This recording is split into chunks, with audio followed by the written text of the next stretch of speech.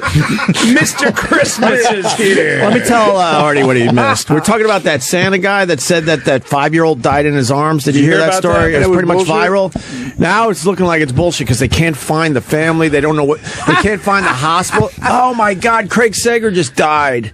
Oh, man. Me. Oh, shit.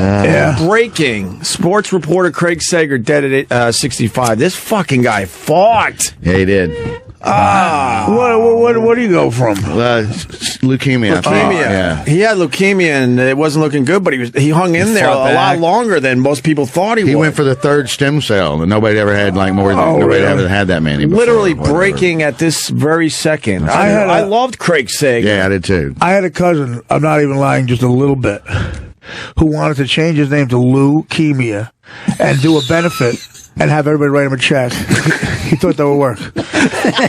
He tried to change his name to Leukemia, and he was going to do a leukemia benefit and have everybody write him a check. Wow. L-E-W or L-O-U? L-O-U. Okay. He'd go L-O-U? All right. And L-O-U's stupider.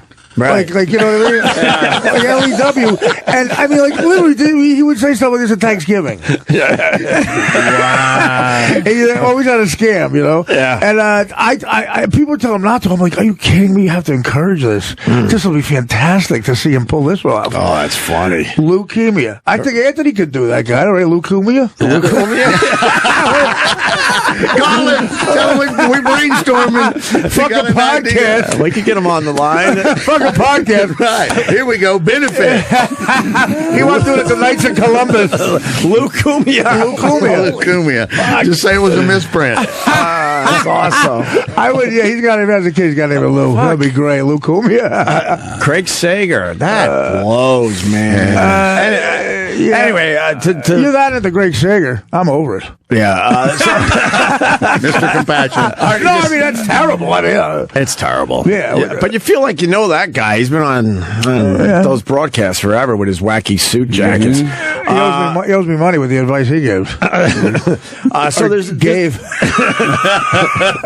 So there's a Santa Claus. There's a sick kid, 5 years old. I saw this on... you did see the video? There's some broad on Fox who was trying to listen to him, and he was talking real slow, and she can't do anything. It's a Santa talking about a kid dying, and she just let it... Yeah, I saw... He sounded medicated. And he was crying, though. He had tears pouring out of his eyes. I believed him, but now it's turning out they can't find the family. They can't find where this happened. And now the latest is, the headline is, Santa's going to have a statement. Oh, good. That's good. What's he going to do for kids now? Kids buying into this shit. What an idiot. He looked like he's a perfect Santa. Were you saying black Santa? Is he black? All right, then that. No, that would be terrible. That's another story. That'd be terrible for the black community. There is a black Santa. You did not know this? I believe Macy's. Oh, really? Yeah, he told me. Back to this. You know what? First of all, okay, go ahead. I believe last year we learned. I'm going to have gay Santa. I'm going to have lady Santa. There's the regular Santa at Macy's, but if you want a black Santa, you could request that, and there's a guy just hanging out in the back. First of all, listen. Of course he is. First of all, you're not going to. I come from Italians in North Jersey. You're not going to convince my Uncle Tony that a black guy's going to break into his house and leave him shit. First of all, let's start here. So, taking it. Yeah, let's start right here. Ho-ho-ho's in the whole new meaning too. Yeah, exactly. Thank you. So there's so many shitty jokes. There's a bunch of jokes here if you want them. Lewis, absolutely, if you want them. If you want them, they're right. Find the story. Take them. Find the story of the Black Santa Macy's, but you have to. It used to be you had to request the guy. It's a new. Somebody covered it. The footage you showed me, there was a story about it on like Channel 7. The local news did a story about this, and they were rolling the footage. But now the Mall of Americas has an actual Black Santa that's out and about. Okay, where you don't have to. You don't have to. 1965 for him. Right. You don't have to keep him hidden. He's on the. We got to cover every ethnic group now. There'll be a Ukrainian Santa. Melissa McCarthy will be Santa within 2 years. Caitlyn Jenner Santa. I was going to. I know, exactly. I was just going to say simply a tranny Santa. I've had enough of the. I know, Greg. If you guys going through this with the moans, if I say something about, if I say Bruce Jenner by fucking mistake, these kids moan. They moan. Really? Yeah, because I said Bruce instead of Caitlyn. I have no problem saying Bruce Jenner because that's how we knew him. Yeah. That's how that's how I know him. I've said both and gotten no ill effects on either. You know what? Listen, you can have every Bruce you want. These young assholes, Bruce Jenner, Bruce Hornsby. If one of these, if somebody says Caitlin Hornsby, if somebody says Caitlin Springsteen, they're gonna hit with a bat. It ain't born to slash it ain't born to skip to my room. Burr has a great line about that, about how don't we get a chance to kind of have a period where we can adjust? We can't have a moment to adjust. The guy walks in his house as an incredible athlete, walks out with a dress and some tits, and we're supposed to go, oh, okay, it was Caitlin, right? Hey, anyways, Caitlin, as I was saying. And it's not brave to become a hot chick. Yeah. If I become a chick, that's brave. He became the best thing in the world to be. What an asshole. I tell you, being in that house does something to men. It really does. I agree with that. You know what I mean? Every one. You go in that house for a couple of months. Yeah, and your life unravels. Look at Kanye. Yep. Kanye went nuts. Yeah. He's perfectly normal. Yeah. He's smoking crack. You know what? Artie said this on the show a while ago, and since then, Kanye has now lost his fucking mind. And I think the end of that for Artie was something's going to happen to Kanye. Right. And then now something's happened, I've got my finger on the pulse. Very prophetic. Why was Kanye meeting with Trump, you think? I have a picture of me and Trump golfing, and I got a charity event years ago, and I blew it up. When my Mexican maid comes over, I blow it up and I leave it in my bedroom. Yeah. And she finally said, she said to me, "You don't see no Trump?" I'm like, yeah. Can you get the laundry a little quicker? She's scared that I know. Put a little pep in your step there, Consuelo. Yeah, exactly. Those dishes are a little slow. They're not going to wash themselves there. Artie, do you have any copies of the pictures we took with Donald Trump in Atlantic City after the show we did with me, you, and Melendez? Oh, my Andy Leibovitz was right. No, because in the photo, in the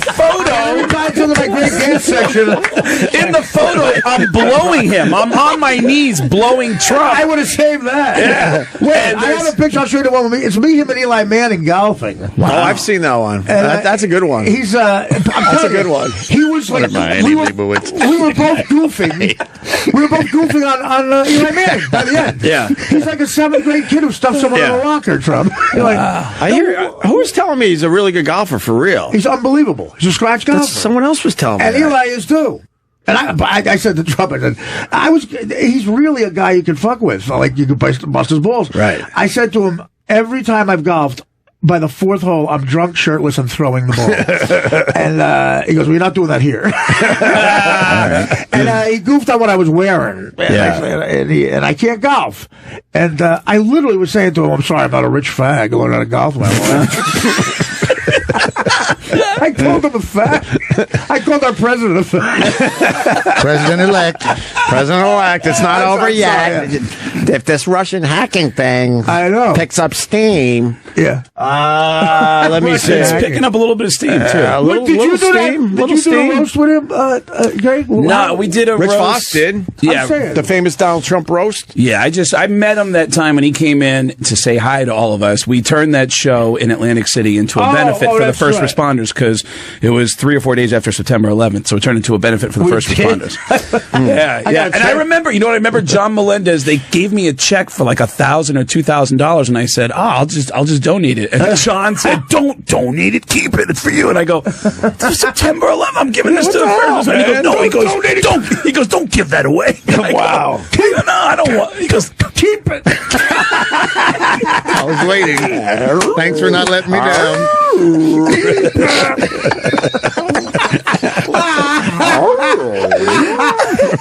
What an asshole. He would shit. John had this thing. Sam Simon was dating this Playboy playmate, and she came backstage at the Ontario Improv in Ontario, California, a real corporate like improv. Yep, it's great. And, it is actually, yeah. And so John is shitting in the green room bathroom, and there's an inch of door between him and this beautiful playmate. And he's supposed to go on stage, so you just hear like a loud like shit, and there's no chance he could have washed his hands. There was no time. There's no running water. He comes out seconds later, and shakes her hand. That's mandatory where I'm from. You know the look Bush had on his face after they tell him the second plane hit? That's the look she had. Good. He just went, how you doing? Spitting all over.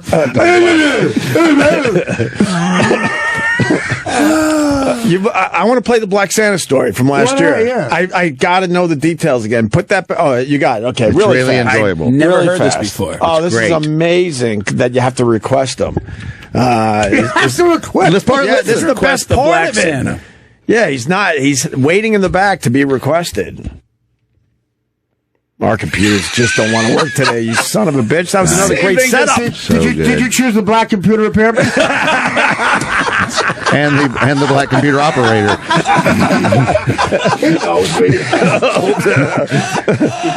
Fuck. I want to play this thing. He's got an IQ of 150. This guy. I was with him before. What happened? If we find it, it's just, it was... He's looking it up on YouTube now. That's the one who ripped up the... Yeah. What the hell is that now? Did you get it to work? Oh, all right. It's coming It's up. going to work after the commercial. Yeah, I got a commercial. All right, hold on. The 5, picture of 4, Santa. 3. All right, here we go. Let's play this. You really crushed it. Black Santa Here it is. at Macy's. Yes. Oh, my God. Is it just going to sit there and not play after we had to sit through the commercial? Doing a great job here today. Oh, Do you have to, like... fuck. All right, here we go. He's known as the Special Santa, an African-American Santa Claus tucked away in... That's terrible. Start there. Back that up. He's known as the Special Santa. Wait, we have retarded Santa. Right. Santa Land at Macy's flagship store in Herald Square.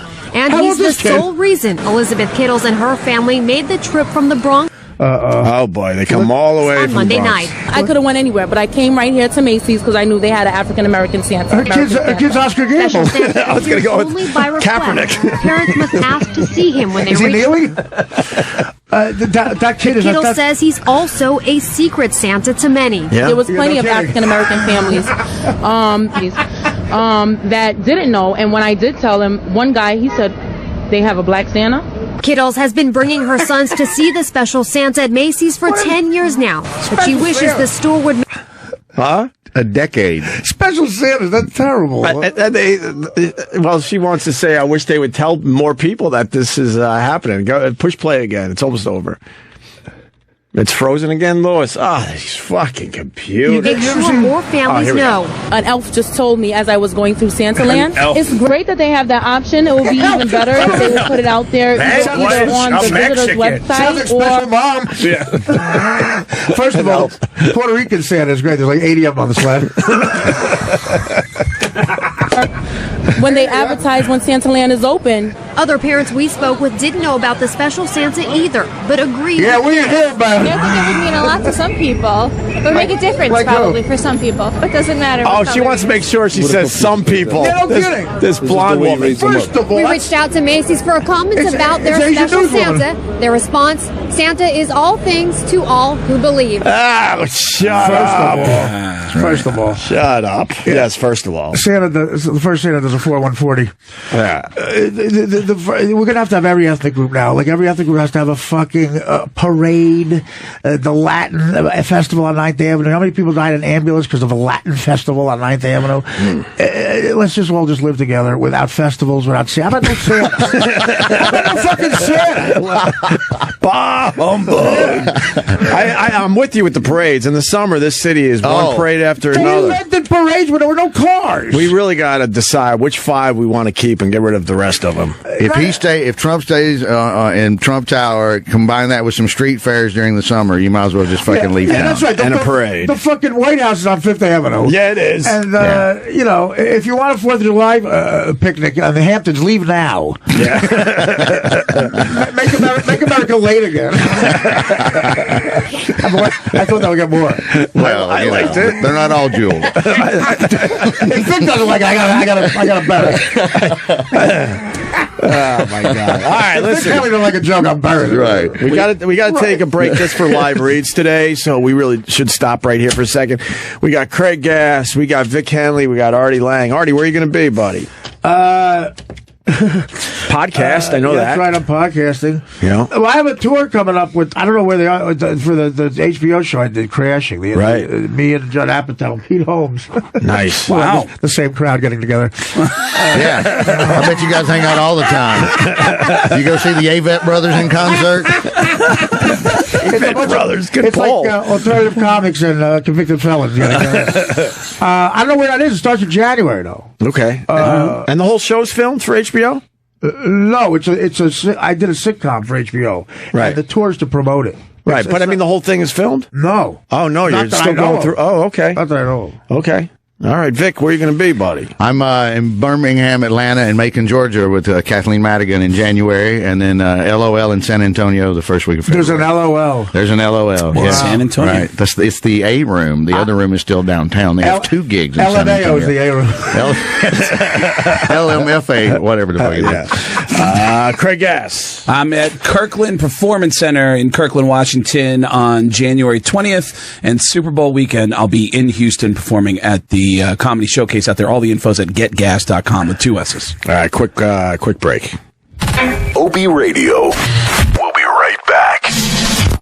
Guys, Christmas is coming. This year, go with a win-win. Give her something that will make her feel hot and heat up your holiday. The super warm, world-famous Hoodie Footy by Pajamagram. Because let's face it, it's hard to be hot when she's freezing cold. The Hoodie Footy is the ultimate solution. It combines the warmth of a hoodie with the coziness of footy pajamas.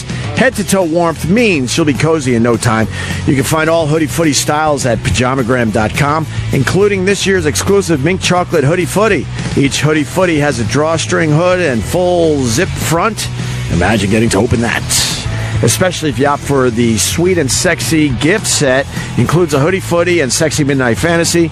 Buy both today at Pajamagram.com. Save $60. You don't even have to wrap because every Pajamagram includes free gift packaging. Christmas delivery guaranteed. So visit right now, Pajamagram.com, or call 1-800-GIVE-PJs. That's Pajamagram.com. Or give them a call, 1-800-GIVE-PJs. Make it a Hoodie Footy holiday and tell them Opie sent you.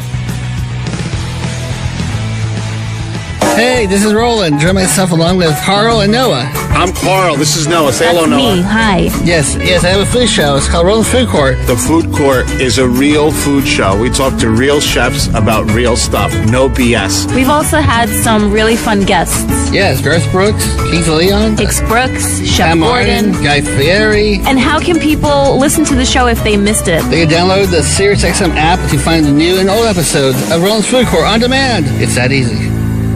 This is a rebellion, isn't it? I rebel.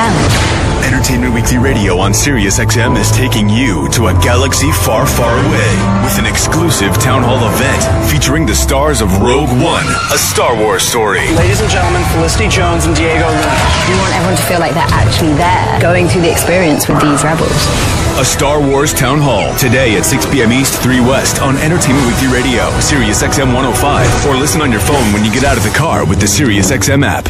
Hi, I'm Steven Singer. Yep, that's me, the I Hate Steven Singer guy. Why do other jewelers hate me? I'm a nice guy. Because other jewelers just want to throw up when you ask, can I trade in my old diamond studs? Why? I guess it's because they're in the business of selling. I'm in the love business. I love to see my friends come back and trade in their old diamond studs. It's true. You can start with any size and upgrade them for a bigger pair anytime you want. Get exactly what you paid. Not only do other jewelers not want you to trade in your diamond studs, but even if they do, they don't give you back what you paid. Why are their diamonds worth less? Oops. Come see me, the real Steven Singer, a real jeweler whose diamonds are always worth what you pay. Visit me at the other corner of 8th and Walnut. By phone, 888-I-HATE-STEVEN-SINGER. Online, IHateStevenSinger.com. Oh, by the way, these stunning Anita diamond stud earrings are always 100% eye-flawless, near-colorless, brilliant cut diamonds. Magnificent and bright white, topped off with my 14-karat safety silicone backs. IHateStevenSinger.com. One place, one price. I love shopping from the comfort of my home, especially during the holidays. But you know who else loves online shopping? Package thieves. And the more we buy, the more they steal from our doorsteps. In fact, over 23 million Americans had a package stolen from their homes last year. But this year, you can stop package theft with Ring. Hi, I'm Jamie Siminoff, inventor of the Ring Video Doorbell. Ring sends instant alerts to your smartphone whenever someone steps onto your property. With Ring's HD camera and two-way talk, you can see, hear, and speak to visitors straight from your mobile device. Can you put that by the side door? Ring lets you watch over your home and stop package thieves in their tracks. Hey man, drop it. I got you on camera. Don't let package thieves steal your holidays. Guard your gifts with the Ring Video Doorbell. Give someone special the gift of peace of mind for the holidays. Defend your doorway with a Ring Video Doorbell. Get yours at ring.com/talk and save $150 off a Ring of Security kit. That's ring.com/talk.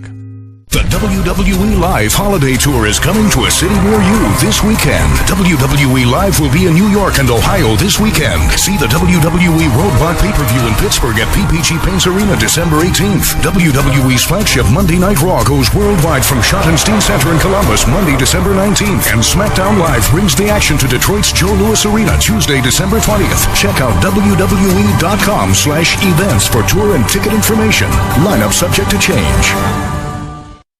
This is Evan Cohen and Mike Babchick from Morning Man on Mad Dog Sports Radio. Give a gift that gets you on the nice list and gets them rocking around their car and at home. Enjoy special subscriber savings on additional radios to enjoy a merry little listen on the road or at home. Enjoy your favorite tunes with your favorite friends. Also, you'll never miss the big game. And listen to our show, Morning Man, on Mad Dog Sports Radio, Sirius XM, Channel 82. Learn more at SiriusXM.com/radio deals. Order by December 21st at 11 a.m. Eastern and get free shipping. Subscriptions sold separately. Offer not available in Canada. Today, how to incorporate your business in just 10 minutes so you won't lose everything if you get sued. Step 1, stop putting it off. If you're not incorporated and someone sues your business tomorrow, it's not just your business at risk. You can lose everything. Your home, your car, even your life savings. Step 2, call the following number for a free 10-minute incorporation guide from Incorporate.com. 1-800-700-4214. They don't provide legal or financial advice. They just make incorporating quick and easy. So you can incorporate or form an LLC in just 10 minutes. That number again is 1-800-700-4214. Step 3, congratulate yourself. By taking just 10 minutes to incorporate your business or form an LLC, you protected your home, your car, and your life savings. And that is how you incorporate your business in just 10 minutes. But hurry while they're still giving away these 10-minute incorporation guides for free. Call 1-800-700-4214. That's 1-800-700-4214. For P150, P150GA, P150NY, P150OK, P150TN, C250A, C250E, C250Q. Not available in all states. If New York or Colorado, call for a similar offer. What's the scariest thing about going to the dentist? Opening your mouth or opening your wallet? Because just a simple cleaning can cost $100, and things like root canals can cost you hundreds more. If you don't have dental insurance to help, call Physicians Mutual Insurance Company, 1-800-500-9481.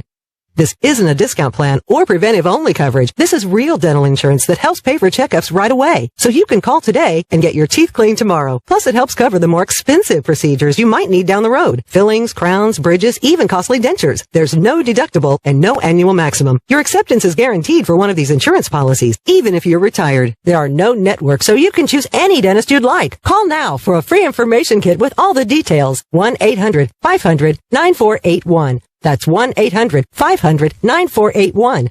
1-800-500-9481. The WWE Live Holiday Tour is coming to a city near you this weekend. WWE Live will be in New York and Ohio this weekend. See the WWE Roadblock pay-per-view in Pittsburgh at PPG Paints Arena December 18th. WWE's flagship Monday Night Raw goes worldwide from Schottenstein Center in Columbus Monday, December 19th. And SmackDown Live brings the action to Detroit's Joe Louis Arena Tuesday, December 20th. Check out WWE.com/events for tour and ticket information.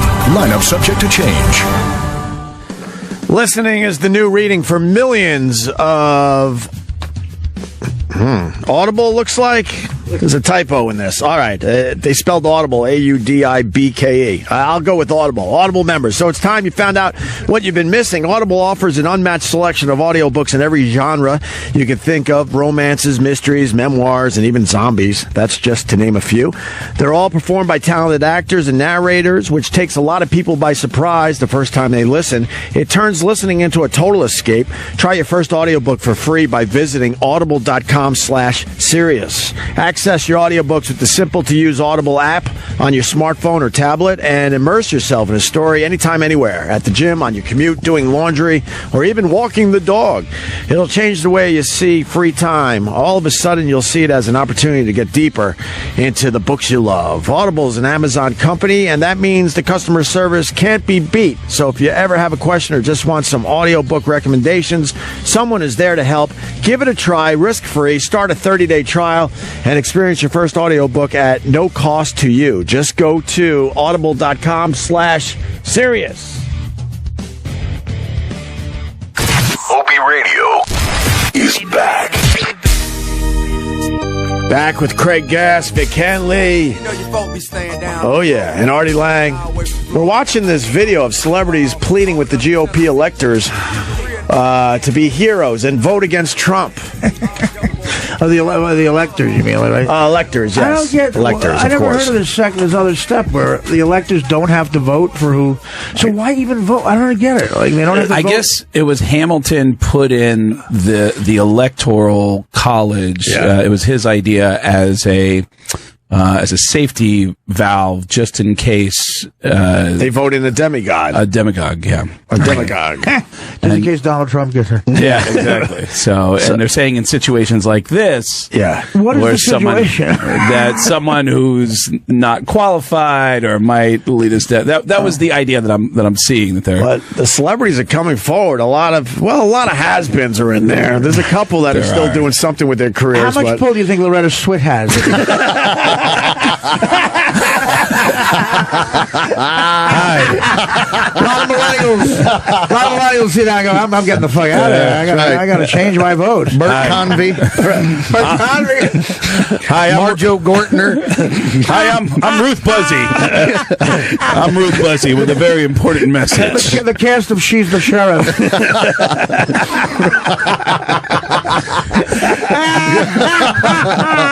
Shields and Yarnell have worked out a routine. Claude Akins. Willie Mays Akins from the Royals. Willie Mays Akins. Willie Mays Hayes. Opie was looking over his shoulder, and I don't know if you caught the story, but yesterday we were laughing about how when Trump would be on this show, you could tell him anything that somebody said negative about him, and he would, even if there was somebody that we could all agree on, all right, that guy's a legend. He's a legend in his business, but Trump would shit on them. Yeah. And right before we went to commercial, there was a story over your shoulder that Trump's been tweeting about Vanity Fair magazine today. Oh, that's today's target? Yeah, he hates Graydon Carter. Can't stand him. Right. Vanity Fair apparently said something about him. And he a million years ago. Well, that was a while ago. It goes back to when Graydon Carter was at Spy magazine in the late 80s and early 90s. That's how far it goes back, yes. Really? I'm pretty sure. So what's the story? They seem like they'd hang out together. Trump lashes out at Vanity Fair one day after it lambasts his restaurant. So it was what? The Vanity Fair guy was at a Trump restaurant, didn't like it. He must have a briefing with his family. Who do we hate today? We got to keep it organized. Right. Well, that's why he's not taking the security briefing. Right, exactly. He's more worried. He's taking his daily "who we fucking hating today" briefing. You hate Loretta Swit. Oh, I feel sorry for Loretta Swit. Oh, yeah. She doesn't look good. I did the roast of him, not the Comedy Central one, the Fry's one in 2004, and I said a joke that he laughed at the roast, and then he came into Howard, and Howard made me retell the joke in the studio, and he got livid at me. Really? Really weird. He turned on a dime. Wow. So you put on the happy face the first time, but then the redo. He felt attacked. In that little space there. Do you remember the joke? It was. Thank you. It was when all of his businesses, his casinos in AC were going under. Right. And the Borgata had just opened. It's a beautiful, like Vegas looking thing. He was real bitter about that, from what I heard. So the joke was, recently, Donald took his daughter for a drive through Atlantic City and said, "Someday, sweetie, your name will be on the top of all these buildings if you marry a guy named Borgata." That's a good joke. That's perfect. That's a great joke. That's a well-written joke. That got voted best joke by the Post and the Daily News. Really? Oh, really? So he comes in, right? Yeah. Topical. I took home. Timely. I took home that trophy. And, all the great habit. And so he comes in, and Trump at first, it's really eerie. He goes, Howard, Artie was the best roaster. Everybody said it. The Post, the News, he is unbelievable. Your guy's a great, great roaster. And then Howard goes, and Howard is so, this is where he's brilliant. He's like, well, let's hear one of the jokes. Sure. We'll be the judge of that. Right, and I feel like I'm trapped. So I tell that joke. Yeah. It was the best one. And Rob and Howard laughing really hard. Everybody's laughing. It's a funny joke. Yeah, of course. It's one of my better ones. Yeah. And the Puerto Rican Santa one didn't do as well today. But I'm going to punch that up.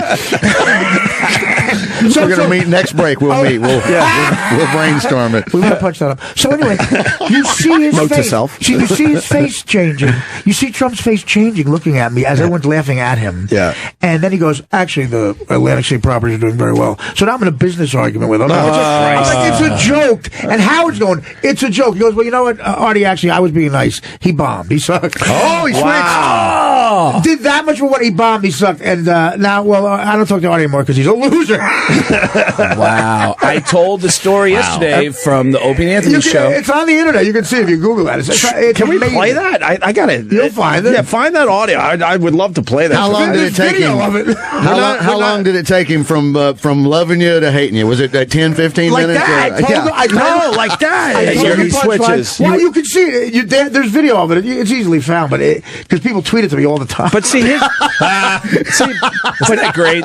But his formula is simple. He loves everybody, right? Every single person. Until somebody and then he turns on a dime because he never actually loved that person. Boom. He said he loved Kanye. That's a great yesterday. strategy. He said that Kanye's a great man. Yesterday. And he did the black handshake with Kanye. Yeah. He did the double thing. Yeah. That's not the one. That's Ivanka. Yeah, we'll find it. Yeah, but anyway, so you'll see the video is really it's actually eerie. Like he really how quick he has a problem. Sure, and it's me. I'm like a D-list comic in the back. I'm like the Grimace saying, "Show us your tits." That's a visual. Yeah, Let me enjoy that for a second. Show us your tits. What a summary of the Grimace yelling out, "Show me your tits."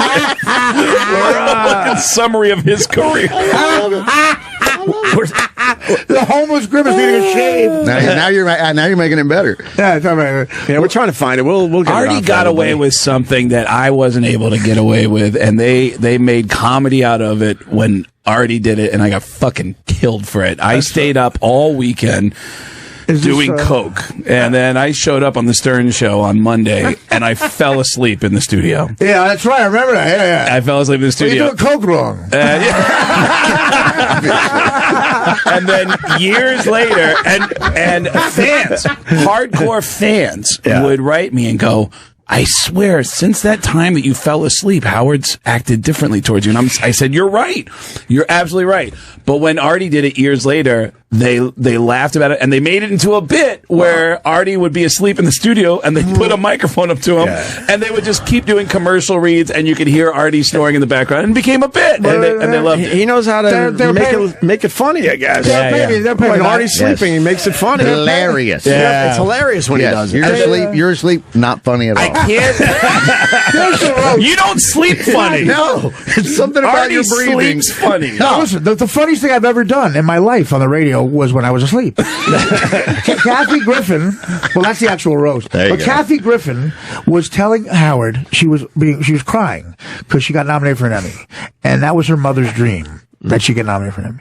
So she's telling Howard that she told her mom she got nominated for an Emmy, and her father just died, and she starts crying, and you just hear me go. I think I've heard that one. I actually think I've heard that one. Audible snore. I said, Mom, guess what? Our dream came true. I'm nominated for an Emmy. As your sleep apnea kicks in. So she said, does he have to be in here? And the greatest thing happened, they kicked me out for the Kathy Griffin interview. Was she really that pissed off, Kathy Griffin? She didn't want me in there. Oh, please. She wanted me to, so I have a sense of humor. That's hilarious. They let me sleep in the green room. They kicked her makeup. She had to go to the Today Show next. They kicked her makeup people out of the green room so I could sleep. Nice. Well, that's 46 people. So trying to make her look not like David Faustino.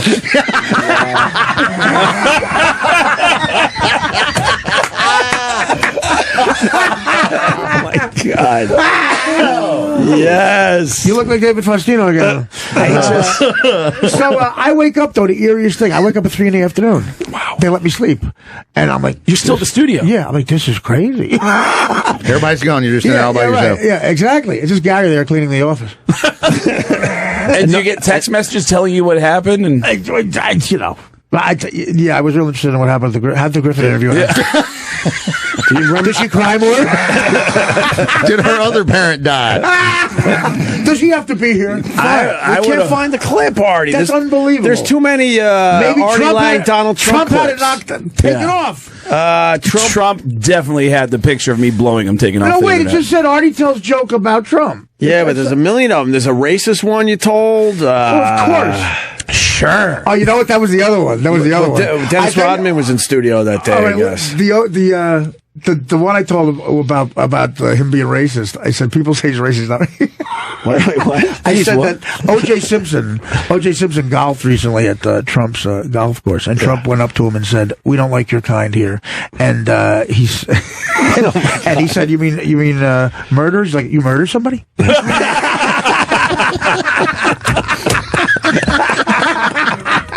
Excellent. That was the best also, that's a great. I was going to say, I'm upgrading you to excellent on that one. I'm moving you up to first class. Beautiful. God forbid the fucking post prints that. Yeah. We'll try to find the clip. I might have it on my phone. I'm sure someone sent us the link by now on one of our Twitters. Anyway, it's just interesting to see how fast he does. It's well, with the Vanity Fair guy, he now says he has no talent. Everyone has no talent when you piss off Donald Trump. I'll tell you what. He was on SNL, loved it, and then it says, how terrible that show is. You know what's weird about that? Maybe he did do something, because CNN called me because they were playing all the Howard shit, and they wanted to play that clip because like a temperament thing. Yeah. And they said, well, who are you going to vote for? I said, I'm for one person, me. Good. I want publicity. I'm so sure, take it. I'll do an interview about it. They wanted me to interview, and then all of a sudden they didn't want to do it. Like maybe he did do something, like because it talks about his business, and it really goes to that temperament thing, and it becomes real all of a sudden. I said this would be the biggest publicity for me. I said just put the fucking name of my podcast underneath that goddamn exactly. Yeah, that picture that I'm telling you, I'm trying to find. There used to be a dozen images of it on the internet. You could Google Trump of you blowing of me blowing him. That was pretending to blow him. Pretending, yeah. And you can't find a single copy of it. You can't find it. There was like different angles of it. You don't have a hard copy? No, I think I do. It might be in storage. Yeah, right. I might have one. I was waiting. Henley does it without even trying. Yeah. Who's in the fur coat out there? What the hell? Is that James Caan? Who is that? Anyone know? It's like Joe Usher. That came from Usher or His name is better. He's what's got that like as a guy? Ludacris. Yeah. It's a guy with a full fur coat on. That's Mary J. Blige. That is. I wish. I swear that's Mary J. Blige. Next to him? Yeah, I think so, right? Yeah. Oh, that's Mickey Rivers.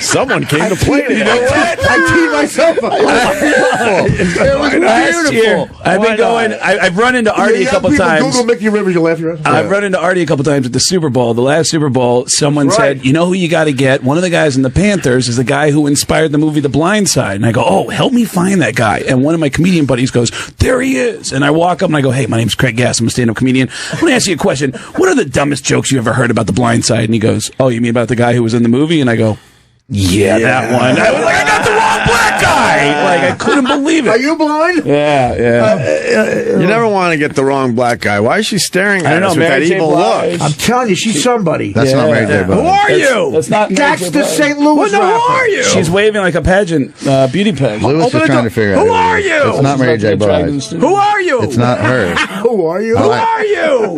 That's the greatest. That's like the Who song. Yeah. Who the fuck are you? I woke up in the Soho doorway. That's a great word.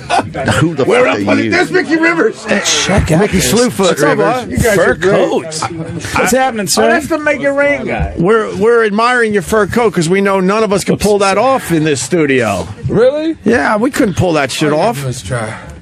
Yeah? Yeah. He smells good. Look at how beautiful. Smells Another great. good smelling man. Be careful, though. The last time I said that to somebody in here, they were dead within 2 months. I thought you were It was Alan Thicke. I thought Jesus, Vic. Alan Thicke just passed away, but he did smell good. And They don't know Alan Thicke because I never knew who he Of was. course we know who Alan Thicke is. I don't know who he is. He was a very nice. He died by a heart attack. 69 years old playing hockey with his son. Nice guy, man. We just had him in here. Maybe Funny as hell. He smelled as good as you do now. He did? Yeah. Let up on a hockey. Same thing. 69 years old. 69, huh?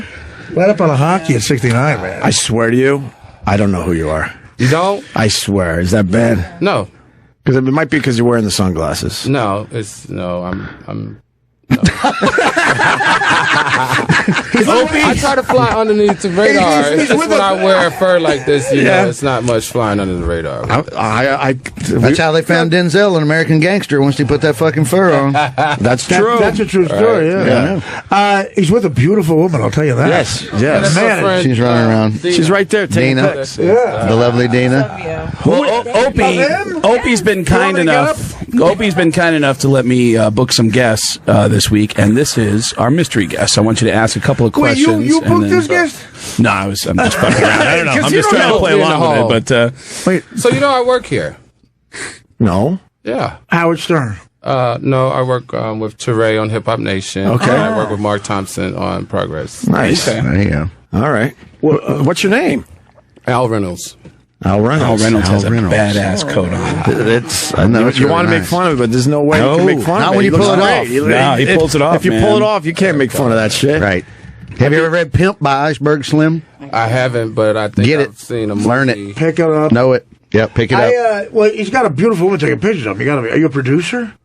Yeah, I do. I produce Anything we know? content. Let's see. I do more daytime television producing. So I created the Star Jones show for Really? for TV. Oh, wait a minute. All right. So, can you talk about Star Jones? Were you mad when she got skinny? I was married to her when she got skinny. Oh, so- that's why. Oh, okay.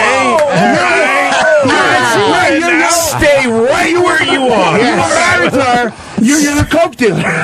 Stay right where you are. Man, are you in any kind of counseling because of that? Yes. That was crazy. You That gotta shit go that to, you went through. What's Oprah's guy's name? Stedman. You got. He knew a way to get the money without banging her. How did I get the short end of the stick? Skill, man. How did I get the short end of that stick? Did you have to bang her? Stedman's a good guy, though. Stedman's a good guy. He's a good guy. He got He's a one good back for guy. us, man. Dina just goes, don't answer that question. Don't answer that question. Well, you can answer that question. Well, I can answer. Oh, This look is at her my- saying, This is You my guys never PR saw- lady. Robert Smigel did a cartoon for SNL once where Stedman was a superhero, Stedman, and his only superpower was he could get money and not have to bang over. Not have to marry her. That's great. She's in the 90 about the man. He goes, oh, wait, I have to go solve a crime. She goes, can I take $30 million out of the safe?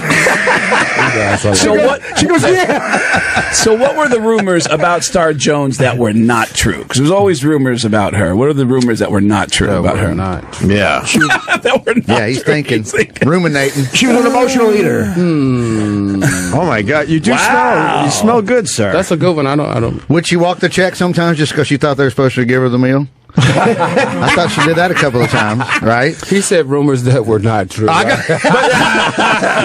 I knew I was going to start with an easy one. I saw an interview with her when she said she bought a house at the beach, but well, you might know this. She said she's never been swimming because it's never been more than half an hour since she last ate. Right. I knew you were going. I knew that was not a real fucking question. I have to come to her defense on something. She's a very, very smart woman. And obviously. And an incredible talent. Lawyer, right? An incredible talent, yes. What's her talent? No, just as a talent. As a television attorney? As a television person. Did you feel like Tracy Morgan's impression of her was accurate? On Saturday Night Live? Yeah. I'm a lawyer. Oh, he did? Yeah. They was looked alike, classic. didn't they? Yeah, He did an amazing amazing impression of her. Did. But the story was that she claimed to lose weight with exercise, but it was such a dramatic weight loss. People were like, "There is no stomach." Yeah, she had the old lap She denied band. it. She denied she it. had gastric bypass. Yeah. She had gastric bypass, Right. but she lied about it for a long time. Right. And you were with her during that time, right? Right. And what reason did she have to lie about it? I think just psychologically, she wasn't ready to put her head around. First of all, actually, I think she wasn't ready to put her head around admitting that she couldn't conquer and control. It's the easy everything. way, but who gives a shit? It's America. First of all, tweet out the topical Star Jones interview coming later. What year is this? It's 2009 again. This is in 1998. 1989. You upgraded it. Yeah, you upgraded yourself 20 years. Coming up, Star Jones interview. My great guest. Did they pay for the wedding or not? But he ends up in the middle of all the rumors with the marriage. He ends up being part of the rumors. That's right. 2009. I think that's when all that was going down, right? 2008, 2009 Well, that's when we unraveled. That's when we met in 2001. Okay. 2002. Got married in 2003. Yeah. What happened? How did it unravel? How did it unravel? Easily. You stopped agreeing. It's not working out. What, your vision came back? Just in one eye. That was enough. You got the operation. Got LASIK. No, LASIK went left in 2001. LASIK turned into Starfix. Wait a minute, you're not Lola Falana. Hang on a second. So you just fall out of love? You're just not attracted to her anymore, and that's... No, it was just more like it was too much all the time. Like, she was all over the place, right? So a marriage is between two people. So both people have to give 100%. You can't do 50%. Thank you very much. Thank you. But then stories start coming out about you, and there's rumors about you in the press. What are you, an expert on this for crazy Jesus? Well, I'm trying to get to the heart of it, which is that the poor guy comes in here getting grilled. What the fuck? We just want to say nice coat. It was an amazing story. I just interrupted your entire show. That's right. But I do listen to you, and great job, and keep up the great work. Oh, fuck. Come in here anytime. Keep up the great work. It is a great story, but we just wanted to admire his coat. Don't bring anything up. He clearly got the money. He signed a piece of paper. Is that a real fur? She can't pull this coat off. She can't pull this coat off. That's real fur. That's Star Jones' Chihuahua. I'm supposed to be producing right now. All right, we just want to say hi. Go. Guys, I thoroughly enjoyed it. You should be reproducing right now. Yeah. Are you? Is that your new girlfriend? No, it's just PR lady. PR, okay. Yeah. All right, did you get remarried? No. Okay. He's got the money. Get out of here, right? No, why would I do that again? Thank you, guys. All right, Al. Come back and see us. That was wonderful. Oh, yeah. I saw the coat. I was like, we got to make fun of the coat. And then you realize the guy can pull it off. Yeah. I wanted to ask the question. All right, open the door. Is he gay? Is he gay? Of course he is. I'm trying to hey, there's rumors He's about the only one who wasn't looking at the girl.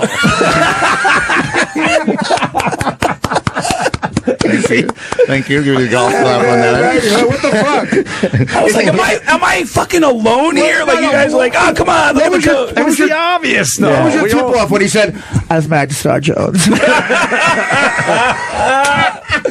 But stories start coming about this guy. Like, the reason why he's leaving is because he's never had sex with her because he's gay. He's a producer. Yeah. Wow.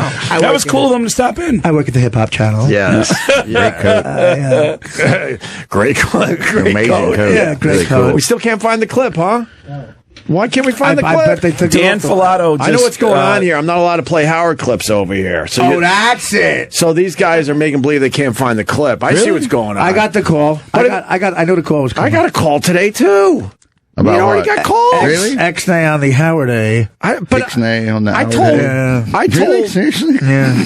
I told my guy that called me, I go. Because you can talk about Star Jones all you want. It's like Scientology and you've left the church. They're going to fucking fair game you. Look, I told Artie a long time ago when he started coming on the show, we don't have to go down that road. We went down the road once. Everyone knows that. I was here. That was wonderful. wonderful. I thought it was a very honest and open and good conversation. The long and winding road. And that's it. But we don't have to do that every time he's in here. So I was surprised I got the call today as well. We can talk about when I was married to Star Jones.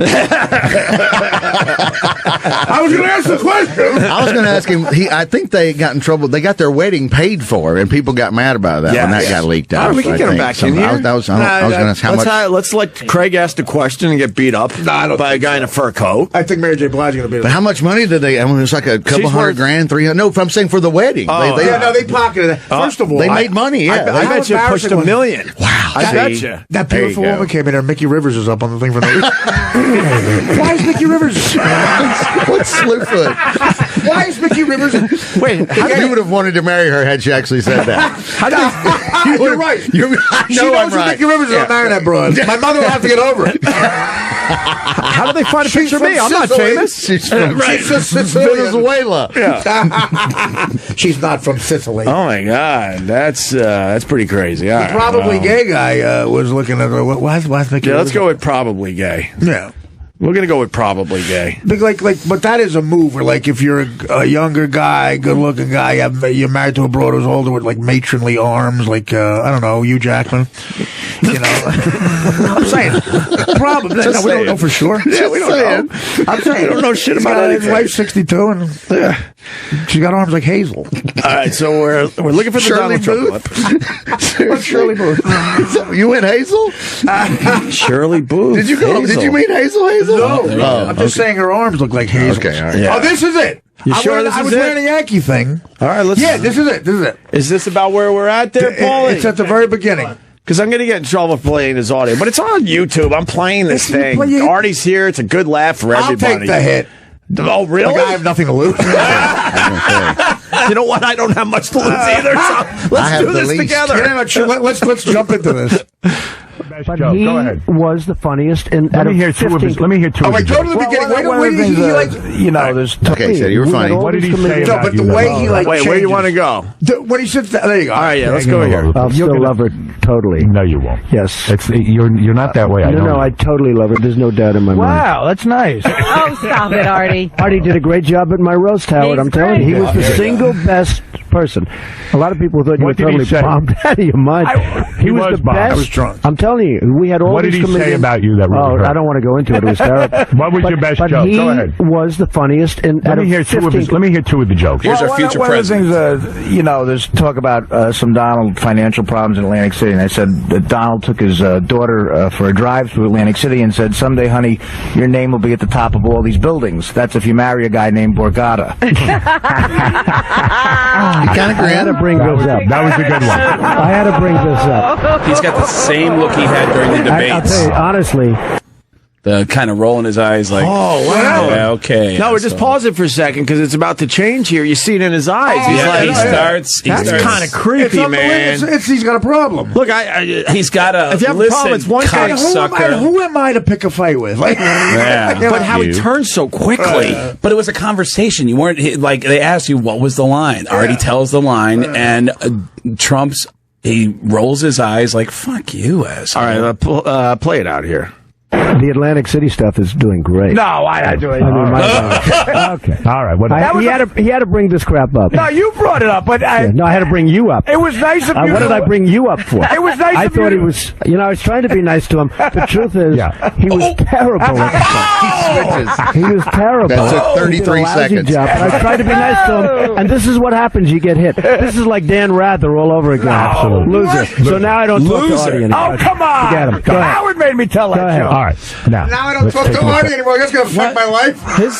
He has the thinnest skin. That is to change that quickly like that, and you can see it in his face. He's pissed off all of a sudden. He brings up Dan Rather. Who knows what the fuck he's talking about? He's talking about when he got beat up in the doorway by the stranger, and the guy kept yelling, "What's the frequency, Kenneth?" Oh, he's comparing what I just did. Or he's saying that? Exactly. That you just you've unnecessarily blindsided Leave him. it to Vic. He's an intelligent guy. What the fuck? Artie, we were just that talking. was his what the frequency. Yeah, that was his way of saying. I the way believe he maybe says like he's got to defend defend the hotels, which is the complete bullshit. Yeah. They were going under. They were filthy. Yeah. And loser. Like, geez, hit me when I'm down. Artie, we were I don't talk to Artie anymore. What do I call when we talk every Sunday? We were just saying yesterday about when Seinfeld pulled out of an event at a Trump event. What was the name? Whatever the event was, he was upset with something that Trump said publicly, and he said, I don't want to be a part of this. And he bailed, and Trump came on this show and said, let's be honest, Seinfeld's not funny. He shit on Seinfeld's All of a sudden, Seinfeld's not funny. Yeah, Seinfeld's not funny, and people who like Seinfeld's not funny. Seinfeld's not funny, and people who like Seinfeld are not smart people. Right. No smart people think that Seinfeld's funny. He shit on Seinfeld. Oh, you sitting at the table at the cellar? Yeah. That was amazing. Bitter comics. Well, no, it's clear since that show, Larry David was a big part of the. You got Curb Your Enthusiasm. You got the marriage ref. Yeah. But he just went back to stand-up. I didn't realize that Seinfeld was a guy that he did the same act for 30 years. Before he retired it. That's why he finally retired it on Broadway. He didn't change it at all. Not much. Right. Leno was kind of similar. And Leno was an amazing guy with the crowd, but I saw Leno do the same exact, 70 minutes of stand-up. 4 years, from 87 to 91, 4 years apart. I was around, I'm there in LA 92, 96, and if you went to the Hermosa where he would run the monologue jokes, you're right. He would do this pretty much. He would do a great set. I'm amazed Leno was doing that shit. But he felt like he still had to do the set before he started trying out the monologue jokes. So he would dial back the thing and fucking jump right into it. It was old school showbiz. Funny. Yeah, I was going to say, you can get away with it. Yeah, you get away with it. I was such a fan of Carlin that anytime Carlin was on anything, I'd want to watch it, and then I'd see him do material and go, I heard this before. But I was such a fan. But now, you know what's funny with you? Well, an impression is as good as you are because the stuff is eerie good. I'll never forget this. He does voices. This is his great guest. I heard him do Eddie Van Halen. He does amazing Eddie Van Halen. This is his guy interested in Star Jones. You got dead on. I was trying to get to the gay story. Well, we all got to it way before you. Yeah. No, but I saw you do Sam Kinison at Stand Up New York about, I don't know, 8 or 9 years ago, and it's as perfect as it gets. And I looked around; it didn't kill like it always did. And I said, "These kids don't know who Sam Kinison was." Oh yeah, that was that's fucking scary. For an impression, if a guy dies, you have to retire. It was a perfect impression, and I said, "These guys don't know who the fuck Sam Kinison is." That's why I had to stop doing my Strother Martin. I stopped. But is Al still in the hallway? You're on one time. Get out That again. stuff said it changed. By Shirley Booth, Strother Martin. We're gonna get that guy back in here. Well, we have here. Trying to communicate. Let's get Al. This will be awkward. Who's going to ask? What? Who's going to ask? You wanted to ask him. I'm going to put it on me. Yeah, I'm setting you up. We're not curious. I'm setting you up. You asked if he was gay when you said, "Weren't you married to Star Jones?" That's the answer. There he is. Get him real fast. He took his coat off. Get him real fast. I don't know, man. He might get violent. Get him. Just open the door. Look at that jacket. Isn't that the answer? Get who kid to ask him. Al! We'll get a black buffalo Al! between us. Al, can you get him a drink? It's going back in. I'm so glad you got me. I looked right at you. That was Rickles-esque. That was Rickles-esque. Craig has one more question for you. When the articles came out, were you out at the time, or was that something that? Because I remember there was the rumors that the reason why you guys weren't together is because you weren't attracted to her. Were those just rumors? Definitely. I wouldn't have married her if I wasn't attracted to her. Not being attracted to Star Jones means what? Because I think I am too. I think I'm Liberace. Thank you. Take it easy. You pushed out a little. You pushed out a little. You pushed out. Of course you did. It's rude as hell. I know it is rude. Come on, sign something. I was trying to put you on the spot. You might have signed something. If there was a camera on me when he walked in the studio, You were like, how do I? If there was a camera on you, there'd be an investigation. No, but you were going there, and he said, "All right." I just wanted to give. And I don't even know what the big deal is. And today, it's like, why don't you ask him if he's black? Asking me if he's ever been in a true. Are you black? Billy D. Williams lookalike contest. What an uncomfortable moment. Do you have a red velvet? Do you have a red velvet sport coat? Yeah. Were you shitting inside, Craig? Yes. If you have video, if there's a camera I had on to me, turn. I turned. I was smiling and laughing until you said, "You're going to ask him, Craig." And I went, and he starts walking in the studio, and I go, You know, if you started, you have me on camera. If you started shit, Humana. If you started shitting yourself, it was lucky we had a guy who could push you right back up there. Just say I shit myself, Al. Hypothetically, say I shit myself. Is there any way you could fix that? Oh my God. Oh, so uncomfortable. Do you know any way you can fix that? I was so uncomfortable. And do you have a skill that could fix that problem? I asked him the question. There was a rumor that you were gay. No, you didn't say that. You said, were you out? And then, you sort of said it. And I said, but, they say that you weren't attracted to her. And he said, no, of course, I would have never married her. And then he looked around the room and went, thank you, gentlemen, and he walked back out like he wasn't even gonna. Sure, I want to find that. I want to replay that. You were the bigger fag in that conversation. I stared at the door and thought, and he was walking in slow motion to get in here, and I went, and he was towering over you. You had to look up at him. Yeah, and what do? I just look at this. He's a kind of a big guy, and I'm like, and so you gay? And so how many times has he looked up at a guy? It's a rollover. Oh my God! By the way, Dylan Roof guilty on all counts. That's breaking now too. Shocker. We have. Will they put him to death? Taking it in the ass. They're going for the death penalty, but will they actually use it? We don't really use the death penalty. If any state's going to use it, it's good old South Kakalaka. Oh, absolutely. So. Yeah. I mean, New York, we have it in New York, but we don't use it. No. Just drop them off at Lennox and 138th. Hey, baby. See ya. Good luck getting home. Here's another Uber. That's what they did to Bruce Willis in Die Hard 3. Something like that. You want to continue our Who Is That game? Because look what's walking by now. That's Mary J. Blige. Look at this. You want to back to this again? Who's that? Whoa. That's Mary J. Blige again. No, it's not. All right, that's a rapper, right? No, it's not. That's got to be... all these people just work here. It's a Christmas party that's day. Jerry Mumford. You think that's what it is? They're ziti That's in the guys coming in to beat the shit out of me for asking the guy if he was gay. No, it's wait a minute, that's Willie Randolph. Claudel Washington. We're just naming black people. CW. Yankees outfielders, goddammit. That's the bit. It's Yankees outfielders. Come on, give us the program. One time I was, this might be on tape somewhere. Roberto Kelly. I got to be a celebrity playmate photographer for Playboy because I was on Howard, and they let us know. And so a 21-year-old beautiful girl is naked in front of me, and the photographer said you can pose her anywhere she wants. And I was making her do 1978 Yankees batting stance. Oh, nice. That's great. I go, Thurman Munson. No, that's Lou Piniella. She started to cry. Really? Over that? Well, seriously? A lot of 20 years ago. 20 years. Lou Piniella. Are there any moments? That's leukemia. Were there any moments?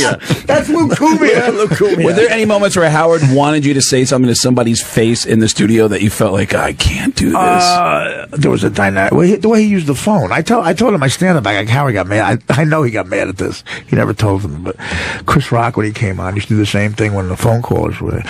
Howard said, let's go to the phones. And Chris would do the funniest thing. He'd go, here's where I get called a nigger. Yeah. So I could see, which is amazing. So I could see. I'm so glad he's going on tour again. Okay. I'm very happy that Rock's going back out. I have to say a few bad words here. This always funny, the story. So he says that. So I could see Howard's phone calls where I sat. You could see the old calls. He says, here's where I call. Howard goes, I would never do that to you. Come on. We're friends. The first 3 calls. Eddie from Staten Island wants to call Chris a nigger. Okay.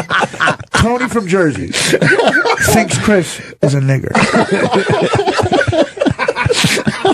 Jerry from Long Island. Why is Chris such a nigger? Okay. Howard goes, come on, Chris, we're friends. I would never do. Come on, buddy. Yeah, Chris goes, whatever. And he goes, Eddie from Jersey, you're on the air. That's the oldest radio trick in the book, by the way. That's so good. It's the oldest one. Well, it works every time, but too. It's really get an A-list comic setting you up. Yeah, no kidding. No kidding. It was. I never laughed so hard when he said, "Here's what I get going to do." There was a great Facebook post that I saw when there was a kid who shot up a mall in Washington State a month ago. Could you be more specific? And they described him. He was on the loose. They're looking for a Mexican kid, and then his name comes out, and they reveal his name. And then I looked on Facebook, and sure enough, I find the guy on Facebook, and it says he's from Turkey, and people are commenting with conspiracy theories. The media is trying to paint him as a Mexican. He's from Turkey. And I was looking at all these comments, and there was one black girl who shared the photo of him saying he was from Turkey. And her only comment was, "This nigga Turkey." That's fantastic. He Turkey. I said, well, Trump is going against the PC stuff, political correctness, so they changed Merry Christmas is Happy Holidays and Merry Christmas again. Yeah. We're back. Well, does that mean Richard Pryor's album, That African American's Crazy, is back to its old name? Bicentennial, That African American. Two fucking Richard Pryor albums have the N-word in the title. I used to get in trouble for saying it in interviews. Yeah. Although if you bring it up, if you go out, Bicentennial. I would always scream, "It's the name of the goddamn album!" What Some 22-year-old that doesn't know what the fuck you're talking about. No, the old store, the record store in my hometown, they had a kid working behind the counter. You had to ask for what record you wanted, and there was this big black kid who worked behind the counter, Melody Records. I forget that. I wanted to buy that album, and I said, "You have Richard Pryor's album?" He goes, "Which one?" I go, come on. Can you help me? That Nixon's Crazy. That's a whole different album. Yeah. It's a Mort Saul album. He was, and the kid tortured me. He goes, "No, which one? What is it?" And I bought like the least I bought like a Bangles album, the least controversial. Get the fuck out of there. First of all, I don't think the Bangles were out in '76. I'm saying I was buying it. I was 15. You're later on. Okay, they had all the good records. You saved yourself right there. Snowy is pissed off about this Dylan Roof thing, I guess. Snowy, how can you be mad about Why? Keep me in check. How can you be mad about this, Snowy? Hey, great show, guys. I'm not pissed that he got convicted. I'm pissed at the fact that in South Carolina, is the same state where that cop shot that black guy in the back like 6 or 7 times It is.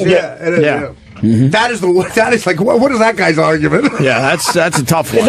Is that the one where he's running in the field? Yeah. He's not really running that fast. Like, lumbering. No, but it was on video, for Christ's sakes, and that one juror said, "No, I won't convict him." What an asshole! Well, I mean, first of all, every movie you do, it takes 15 takes to get something. That kid with the phone, it set it up. It was centered. Yeah. The lighting was perfect. Yeah. He had them both in frame. He got a perfect shot. And it just seems like the cop just was too lazy to run after the guy. I mean, what argument does that guy have? It's unbelievable. And it's like a hung jury, right? Yeah. Wow. Yeah, one juror wouldn't convict them. Yeah, that's true. One. It came down to one. Yeah, so that means no conviction. That's a stunt. The guy was just lumbering along. That's like the last guy. That's the last guy in 12 Angry Men who has the last racist guy in 12 Angry Men. What's he saying? He goes, "Come on, you know they're all the trouble, all of them." So you know Henry Fonda. I'm telling you, they're no good, none of them. Not one of them is no good. And then the guy goes, "Sit down and never talk again." All right, Snowy, you make a good point. Yeah, all right. Yeah. That I don't know what you argue. I don't know what you argue. I don't know what he. Yeah. For Christ's sakes, his police department fired him. Yeah. All right. I mean. All right, buddy. He can't even get his job back. They fired him already, just based on the videotape evidence. I got a feeling. Jesus. Yeah, I think he's okay with not having his job back. I think he's pretty happy right now. We got away with murder. Yeah, exactly. What happens after a hung jury with one guy? I mean, they go back. Is he done? I don't know how that. I mean, if they can choose to redo it or not. I think once there's a mistrial, they probably will. They usually say right off the bat. Yeah, I don't know. We weren't following that one. That's the one. I would assume they're going to retry him. That's the only instance where I would help them loot an appliance shop. I want a toaster too. This is ridiculous. Did you hear about the lady that dropped her? We think she dropped her cell phone in the chocolate. No. Is it peanut? You got cell phone in my chocolate. Woman minced to death. Woman minced to death in giant mixer filled with chocolate. They found only her legs.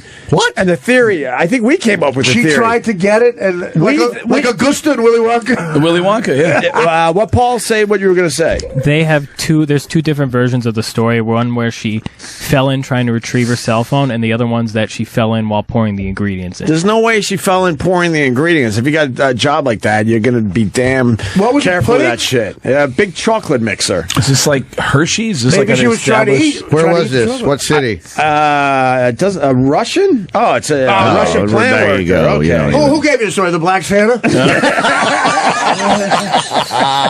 Right after I saved that kid, I witnessed a woman fall into a chocolate enclosure. Oh, you will do stupid. I say. I was going to why'd you go Southern all of a sudden? Yeah, then you went Foghorn Leghorn. I say it's chocolate, son. Haven't you ever seen chocolate before? I say, boy, why don't you just tell them that you love sucking that cock? You'll do stupid things to try to get your phone back, though, right? She probably fucking thought you could do it. I say press send, boy. Boy's about as sharp as a bowling ball. Bowling ball. Nice boy, but about as sharp as a sack of wet mice. Is that the girl who lost her life? Yeah, they only had her legs left. Wow. What happened? This is her? Did they dip those in chocolate? This is her? Yeah. She looks like Mary J. Blige now. Jesus. This is her now. Mickey Rivers. This is her now. Oh, my God. Yeah, looking at a white Russian broad. Oh, wow. Instant She just Mickey got Rivers. married. Just got married. Augusta, save room for later. Mother of two. All the features here. Mother of two. They only found her legs. I don't trust that fucking Russian boyfriend. Look at that guy. Do you throw the chocolate away? You have to throw. That's what I was just thinking. You have to throw the chocolate. I worked at the port as a longshoreman, man, and we had orange juice concentrate. We come from Brazil. Yeah. And listen, I never drank Sunkist again. I'll put it that way. Oh, shit. It would come in liquid form, and if one of the management guys pissed off one of the longshoremen, I don't want to say it. I'm not going to say it. Yeah, don't say it. We can just imagine. I'm not going to say it. I mean, the government allows a lot of shit in our food, so yeah, maybe they taste it and say, you know what, it's not that bad. They don't let 16-year-old Russian girls in. You can have 2 rat hairs and 1 16-year-old Russian girl. No, not Russia. Kazakhstan, maybe. Uzbekistan, Azerbaijan. We'll overlook the fully grown woman. Right. As long as she's from Estonia. Couple rat hairs and half a Russian broad. We'll allow that. We'll let 2 rat trappings and a Russian nanny with an ankle bracelet. That's hilarious. Wow, your argument was they let certain things go. A few mouse droppings and a head. We'll allow that. Right. Whatever Gilbert had in his backpack. Oh, fuck. We wanted to tell Artie. So, you've never had a connection with Gilbert. I mean, like, a human connection. Yes, actually, I have. Oh, because we don't think anyone actually has ever had that. Well, define human connection. Well, they tried to set him up. He started doing the show, and he's very engaged, and we have a really good time when he comes in here. When the mics turn off. And then as soon as the mics turn off, we run to the bathroom. I said it earlier, but we had a killer hour yesterday, and then we ran to the bathroom. We couldn't wait to get back in to continue that energy. And we come in, and Gilbert has his coat on, and he's leaving us just out of nowhere. He's like, I'm done. And then he has a backpack that we noticed weighed at least 30 pounds. I go, Gilbert, what's in the backpack? He awkwardly laughs and then hides the thing. Right. He hides it outside and then walks in the studio to discuss it. And we said, well, can we see what's in it? And he says, he laughs about it. Yeah, and then he just leaves.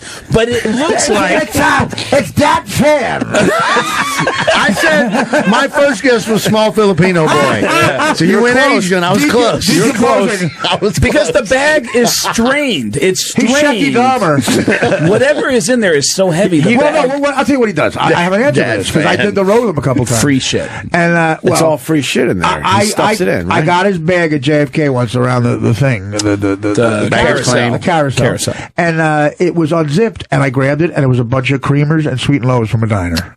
He literally takes creamers and non-dairy creamers and sweet and low from a nine, and all he does is laugh. He goes, he How amazing would it have been to see that? To see a bag. It was too heavy for that. He had something else going on in there. It almost looked like a bowling ball, or he had stolen something from the floor. Like there was a computer in there. Maybe it was really. I mean, it was that heavy looking. Somebody's missing a laptop out in the cubicle. Yeah, maybe it was George from Otto and George. Maybe. You want to hear a story? Me and Otto and George are playing Buffalo together. And this is like 15 years ago. And I'm opening for him. So it's pre-Stern. And the guy who runs what's the club in Buffalo with that guy? With it's the comic strip? No. Stillborn Eddie?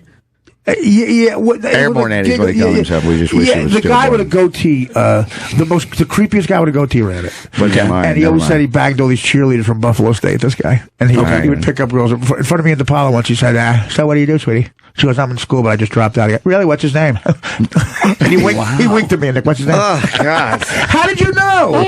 So Gilbert would, Otto would ask for the money up front. Yeah. And leave with the dummy to go get crack. He was a bad crackhead, and I was partaking in everything at the time. So the guy said, keep an eye on him. Keep an eye on a guy traveling with a dummy. So my hand to God, my hand to God, me and Otto and George, George is in the box. We get in a cab. We go to downtown Buffalo. We're in a crack den with the fucking box. This is good. This black kid who ran it said, what's in the box? I said, you don't want to know what's in the box. So all these guys who are at the crack den are staring at the thing. They're all paranoid. They're all smoking crack. What the fuck is in the box? Is in the box. I said, so he said, you got to open the box. They're afraid there was a gun in there. And they saw George, and the guy fucking freaked the fuck out. Of course. Like magic with Anthony Hopkins. Like, what the fuck is that? Yeah. I said, he's a ventriloquist. Do you want tickets? Naturally. Give us crack for tickets. He brought the fucking, that was his move because he was afraid someone would take it. Did he do the voice? Did he throw the voice like with the box closed just to freak him out? Yeah. He did the Kennedy head coming off bit. Right. Jeff Dunham never has any stories like this. Oh, God, no. Could you imagine in Buffalo, you go to downtown Buffalo? I just like that's amazing. Thank God the sweet release of death came out. When he used to do our show on NEW, we'd go to commercials and he would read the newspaper and have George reading the newspaper. That's hilarious. And we wouldn't be on the air, and I would tap Anthony going, are you seeing this? He's not performing right now, and George is reading the newspaper. That was James Gregory's old move back in the day. The old Southern, still on the road this day. He would steal the ventriloquist puppet and hide it from him and wouldn't give it to him. That's great. And they would always have to delay the show because they'd have to go back to the condo to get the spare puppet. That's fantastic. I always have a second one somewhere else. Were you saying the sweet release of death for Otto? Yes, he was. Thank God. He sort of glossed over that a little bit. Oh my God! He got constipated from all the pills at the end. They gave him I think the puppet was shitting better than him. Sawdust. Wow. My wooden puppet is shitting better than me. All right, why don't we got to take a break for some live commercials. So Artie, he's got the great podcast, ArtieQuitter.com for the podcast, right? Yeah, I think I'm going to get Star Jones' guy to promote it. He's going to promote it. It's fantastic. It's so good. He gets right to the point. Artie's also going to be on HBO in the new year. What else, Artie? Well, listen, forget about it. That's about it? Just Google Artie Quitter. All right, that's easy. Just Google Center of Show Business. Epicenter. Vic Henley. I'm with Kathleen Madigan in Macon, Georgia, Atlanta, Georgia, Birmingham, Alabama in January, and LOL in San Antonio, Texas, first week of February. Craig I'm coming back to Seattle. Kirkland Performance Center, January 20th, and Super Bowl weekend. I'll be in Houston for Super Bowl weekend at the Comedy Showcase. Joke Joint Comedy Showcase. It's at getgas.com. 2 S's. Getgas.com. That's where the owner of a crack den is. We're looking at the George puppet right now. Look at Otto. Oh my God, it's amazing. Otto couldn't shit at the end. He is sweet missed. Release of death. Yeah, he is sweet, dearly missed. The name of this episode is Epicenter. Yeah, I want to promote the Dueling Gilberts that you and Gilbert Gottfried did yesterday. Craig so cool of Gilbert to run with that idea. It was amazing. It got silly, and Paul edited it perfectly. I think we've tweeted out on all our shit. So if you haven't heard it, take a peek. You gotta see the Dueling Gilberts. Yeah, it was amazing. Take a little peek. We'll be back. Opie Radio. We'll be right back. Back with Artie Lange, Vic Henley, Craig Gass, who's been filling in all week and doing just a killer job, man. I appreciate it, Craig. I've been having a lot of fun. Thanks for having me come in. Right on. And tomorrow, I want to remind the people we got that band that you turned me on to, the Struts. Holy shit! Have you heard of the Struts? Oh yeah, Artie, love the Struts. Yeah. I know the Struts, right? Yeah. They're going to perform for us tomorrow. A few songs. Oh, yeah, those guys. I saw them. I actually owe that band an apology because I was mad at them for get in line for taking a gig.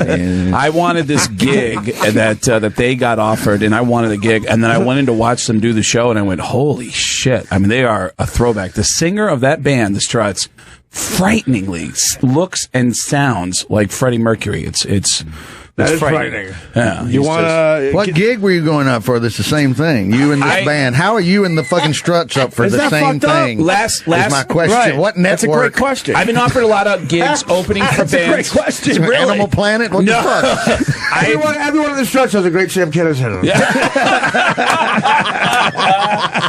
I've been offered a little known fact. I've been offered a lot of gigs opening for bands like Metallica, System of a Down. Okay, I got you. All right, okay. All right. I did two shows opening Motley Crue's farewell tour. I did a couple of arena dates where I did stand up as their opening act. Isn't that a tough gig? Yes, but it has to be a tough gig to do it in front metal. in front of a crowd like that. In front of a crowd, where a bunch of people wearing shirts called that say "Kill 'Em All." Okerson was on the Korn tour for like a year or something. Imagine that. And he looks it. Fuck. Yeah.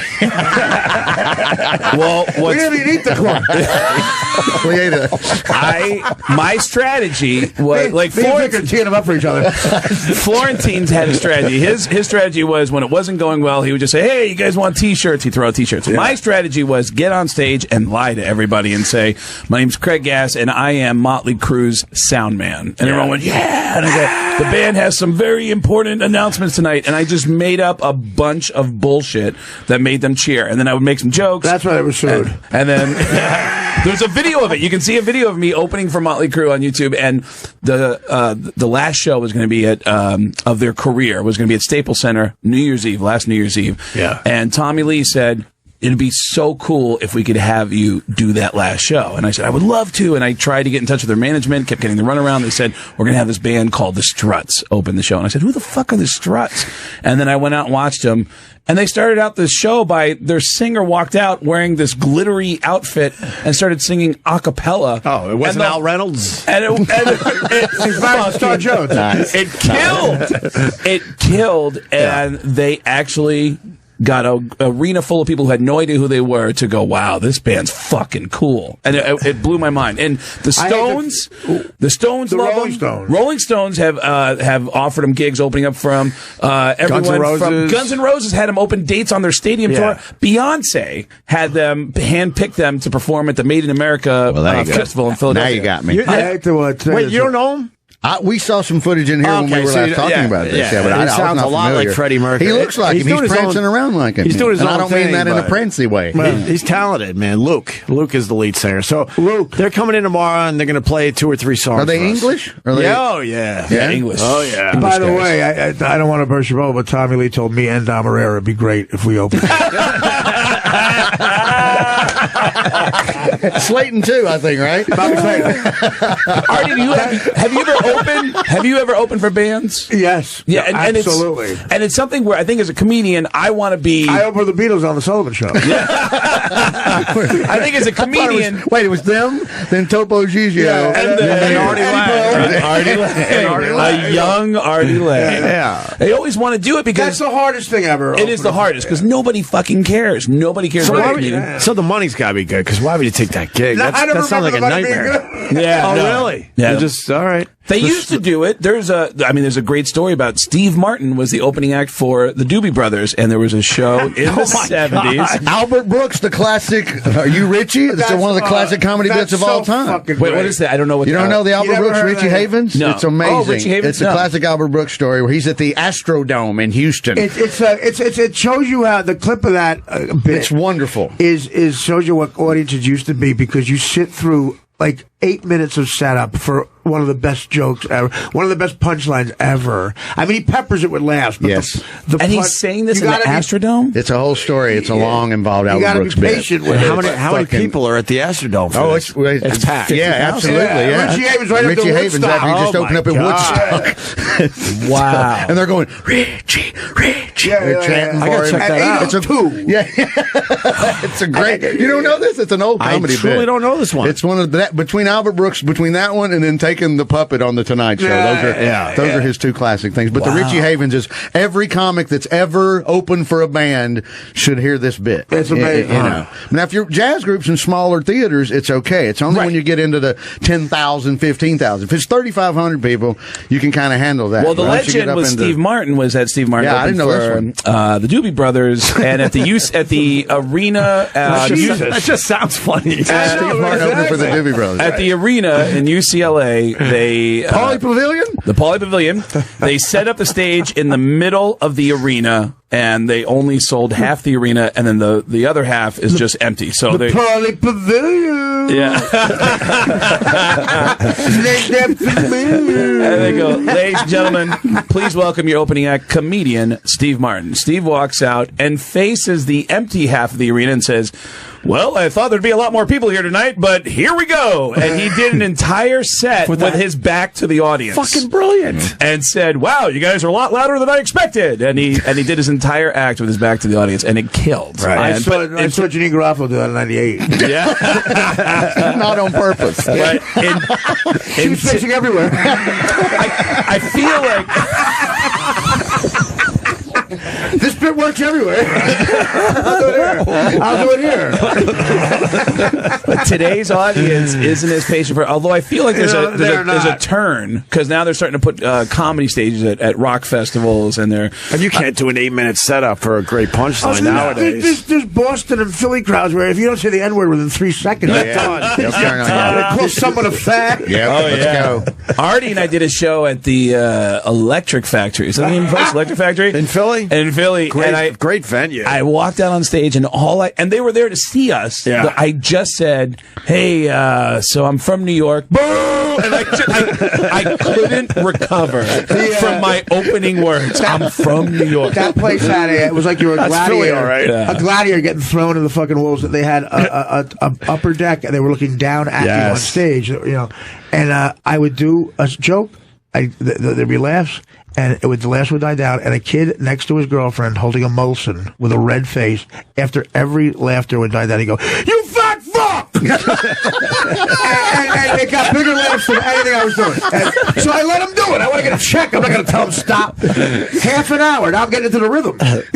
You know it's coming, boom. No joke, laughing, "You fat fuck!" Half an hour into it, I tell a joke, no fat fuck. I look up, his girlfriend, who looked like him, is holding the Molson, and she goes, "He's in the fucking bathroom." I thought we had a thing going. Can you do it, Tweety? The guy couldn't finish his great bit. No. Yeah, that's Philly, all right. See, that's why we're pros and he's not. Yeah. You fat fuck. Have you ever been threatened by somebody in the audience who was upset that you joked about him? I have. Hell yeah. God, yeah. What happened? I had the guy came on stage at Dangerfields once and tried to beat my ass, and the bouncer had to jump on him and beat the shit out of him in front of a sold-out crowd on Saturday night. Was he one of the mafia guys? The guy, I know they always have like mob-looking guys at Dangerfields. It was a dude in the front with his hot girlfriend, and I was making fun of his. He was one of these fucking guys. So I'm going, how you doing? And he's going, how you doing? And he's trying to do. We're both doing each other's accent poorly. Okay. And I think he's laughing and going along with the bit. And there's a piano on stage, and I turned to take my drink, and when I had my back to him, he flipped a cigarette at me. This is how long ago this was. Oh, that's great. And the big Irish bouncer Bobby that was there for 1,000 years saw that happen, and the guy barely had time to retract his arm. Big old meat hook of a hand on the back of the shoulder, his biggest club soda Kenny. And the guy turns around, and I'm like, you done fucked up now, hadn't you? And he still made a lunge for me. Jesus. And Bobby had to tackle him on stage. They both rolled under the piano. He's beating the shit out of this guy. I'm standing there with the microphone, calling it like a wrestling match. Right. You know, perfect. I'm leaning over going, did you think when you left the house that this would be happening tonight? And And all I remember is Bobby can't hit him as hard as he wants to because every time he draws way back, his arm is hitting the bottom of the piano. So he can't really roundhouse him like he wants to. So he's just rabbit punching him over and over and over and over and over again in the face. Effective. You know? And then the dudes, when I'm leaning over, looking under the piano to get it all, I'm about to walk off stage. I didn't notice his date circled around behind me, bowled her purse about 9 times, and clocked the living shit out of me in the back of the head with her purse, and knocked me down. Knocked me down, and then a waiter had to grab her and pull everybody off the stage. And I still walked off, and Mike Egan was in the crowd. He was emceeing at the time. He goes, "Where the fuck are you going? You got 8 more minutes." Get your Trying to fucking trick with a fucking balloon. My best one is the comedy god shined down on me for this in Pittsburgh. 400-pound guy is in the front row, and it was a midnight show on a Friday. I'm ossified drunk, and I told the same joke twice. I repeated the joke, and this guy is like this with his Steeler jersey on, and he just goes, "Did it!" Okay, startled me. I went, whoa, like real rude. Sure enough, like I didn't do it on purpose. 10 minutes later, I repeat another joke, and the guy goes, "Did it!" So, I mean, I was drunk, but then the greatest thing happened. A woman who's clearly his date, there was nobody next to him, is coming down. You see her making her way through the crowd, and she looked like him. She was 400 pounds. And I said, I thought of what I was going to do. And I said, I can't wait to do this. You ever think of something like you're going to say, you know it's going to be like? Yeah. I was shaking like a kid on Christmas morning. She sat down, and I said to the guy, "Who is this?" And he goes, "My wife." I go, "Dinner!" I said, the place erupted as if Bradshaw just hit Lynn Swan. Erupted, and the guy and his wife got on stage, were coming at me, and Jeff Schneider. Panic Brothers. Oh God, yeah, and they tried to like stop it, and like but I was wrestling with the guy for like but when I saw her coming over, I said. And I thought of that. I said, "This is going to be the greatest moment of my life." I should have retired. After I said that. Dinner! Fucking brilliant. I did a show once in Florida where... The story's already bullshit. I'll tell you where in a second, because it's one of the funniest parts of the story is that I'm on stage and I ask a question of the crowd, and I don't know what the question was, but somebody in the corner of the room said, "Who gives a fuck?" Are you gay? And I go... Are you married to Sandra? This guy's so angry. I go, what are you so angry for? He goes, "Just do your fucking act and shut up." And I go, "Well, you can't do how that. Can I do my..." And the room is not laughing. Just the guy sounds violently angry, and I try to continue on, and then every once in a while I go, "You guys know what I'm talking about, right? Hey, angry guy, you know what I'm talking about, right?" And he goes, "Just do your act," and he won't take it down a notch. And then I continue on, and at one point I go, "Hey, angry guy, you still with me here? Angry guy, is he still there?" And someone in the corner of the room said, "He went to his car. He said he was going to get something." And the whole crowd goes, "Ooh." And in the back of my head, I'm like, "There's no way." He's getting his Comedian Be Good stick. Yeah.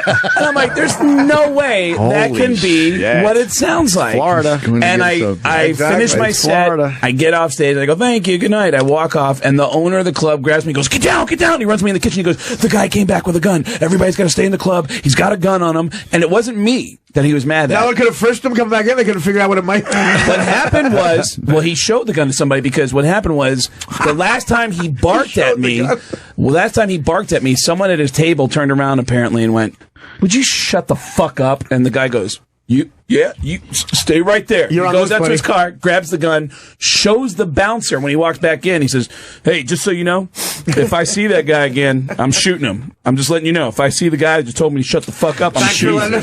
Yeah. And then the bouncer calls 911. The guy runs out in the parking lot, and when the crowd comes out, they say, "You have to stay inside the lobby. There's a man with a gun," and the man with the gun is in the parking lot of Uncle Funny's. That is the name of the club in Lauderdale.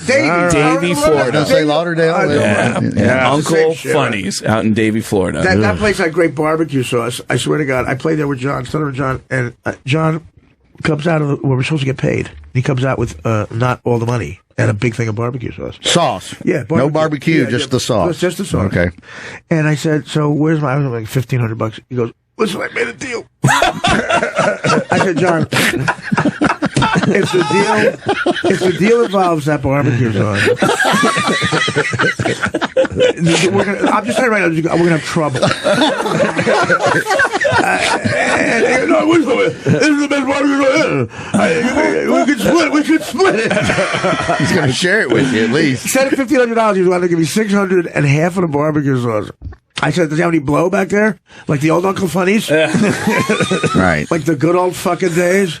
I know of Send my agent a little barbecue sauce. I know of a violent night that happened at the comic strip. Steve Byrne was on stage, and there was some couple that he was arguing with in the audience, and this guy was heckling him. And Steve used to get really shitty with the audience, and at one point, he's barking back at the couple, and the woman yells at him and says, "Maybe you're not funny." And Steve said, "Maybe you're a cunt."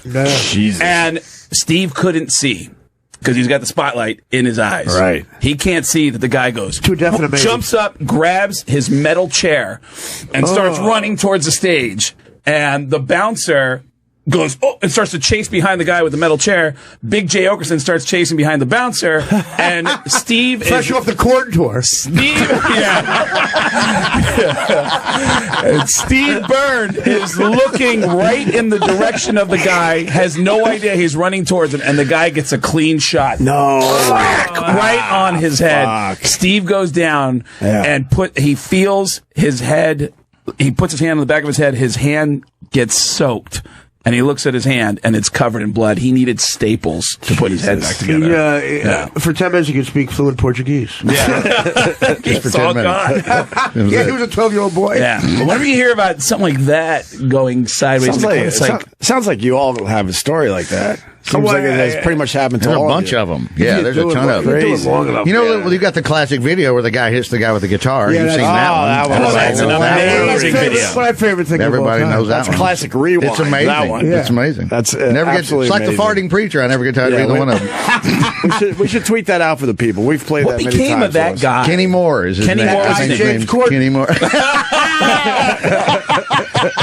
It's a classic video. That guy's now doing carpool karaoke. You guys want But James Gordon went by his original name, Shecky Cumgullet. Dude, what the? That carpool shit. What Shecky the? what? Shecky Cumgullet.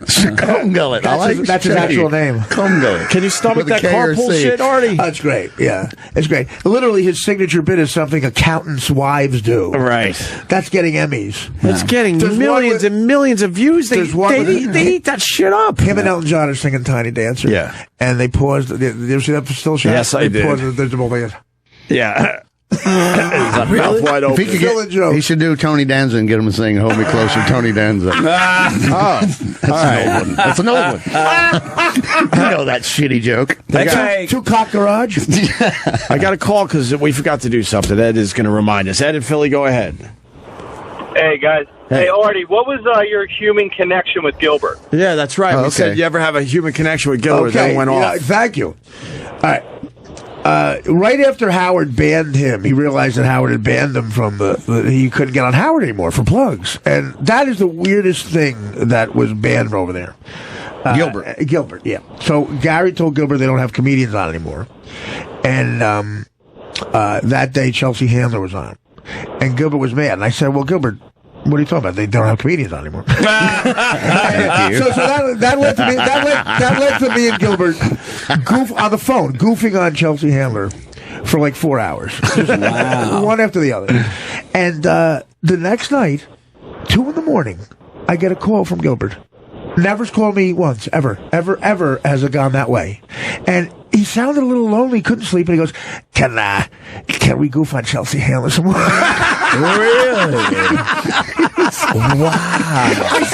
I said, sure, buddy. Whatever you need. What a bizarre. That is fucking weird. What a bizarre. Oh, God, I would love to get inside that guy's head.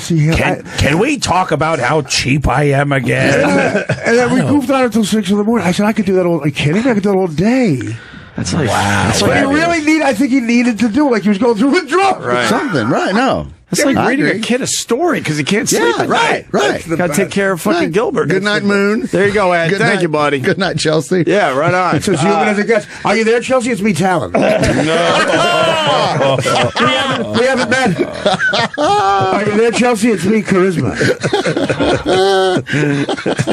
When you were talking about that guy Kenny Moore, I know the legend of that video that he flips out on stage and he hits somebody over the head with a guitar. He hit somebody over the head with a guitar. But did that guy end up? Was he like a working comic at the time? I don't know. At the time, Well, he was on stage. it was in El Paso, so that's semi-working. Oh, the comic strip. Send El Paso home. What was it? Why don't we let's find that. We haven't played it in a while. Are you there, ratings? It's me, Chelsea. Yeah, I was going to say, I'd like to- I thought you were where's the tight pussy joke? Are you there, Black Cock? It's me, Chelsea. There you go. It's that one. Right there, third one down. I apologize to anybody in their safe space. If you, I mean, someone that's at a community college. Anybody at Brown University. we'll send you a therapy dog. This is the best. Yes, this is amazing. We haven't played this in a while. We'll tweet it out. Show this to a millennial in the safe space. How stuff is happening. This is how we. This is so good. Deal with hecklers. That's what we live through. Most famous heckler comeback of my generation. It says. All right, let's go.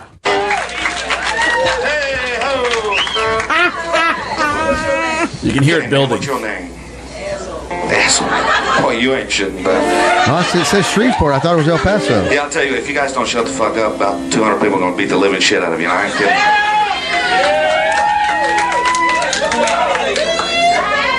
Because we got people who can just take you out here so fast, man, it'll be like you out in the parking lot going, huh? Kenny Moore guitar. Yeah. I know. It's the OK state. I seen your license plate. Oklahoma's okay. It's like, you know, it may not be Nirvana, man, but by God, it's okay. Well, if you're in Oklahoma, it's going to get 50 hacky Oklahoma. Yeah, I guess if you were gay, you'd be in Oklahoma, kind of like this guy. But you know, no, really, don't mess with me, because I don't come down to the bus station and slap the dick out of your mouth. Oh, the old classic. Here we go. The old classic. Off and running. Oh, here we go. Here we go. Amazing.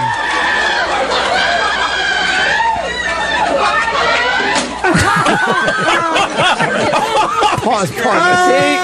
My favorite thing about this video Coming up is the coming up part. Oh, it gets way better. You got to listen to the crowd. That's what It's I'm like saying. a free throw shot. It's like a free throw shot. Where it's like, yeah, and then all of a sudden, the energy just drains. We got to explain for the radio. So he takes his guitar and just hauls. He El Kabongs him. Unfortunately, unfortunately, that part's not really on video, but you can certainly hear it. Spinning around here. Right. And now you got to hear the crowd's comments. The best is when he goes. He's coming. This at is my me. favorite part. What you gonna say? Yes. Coming at me. Yeah.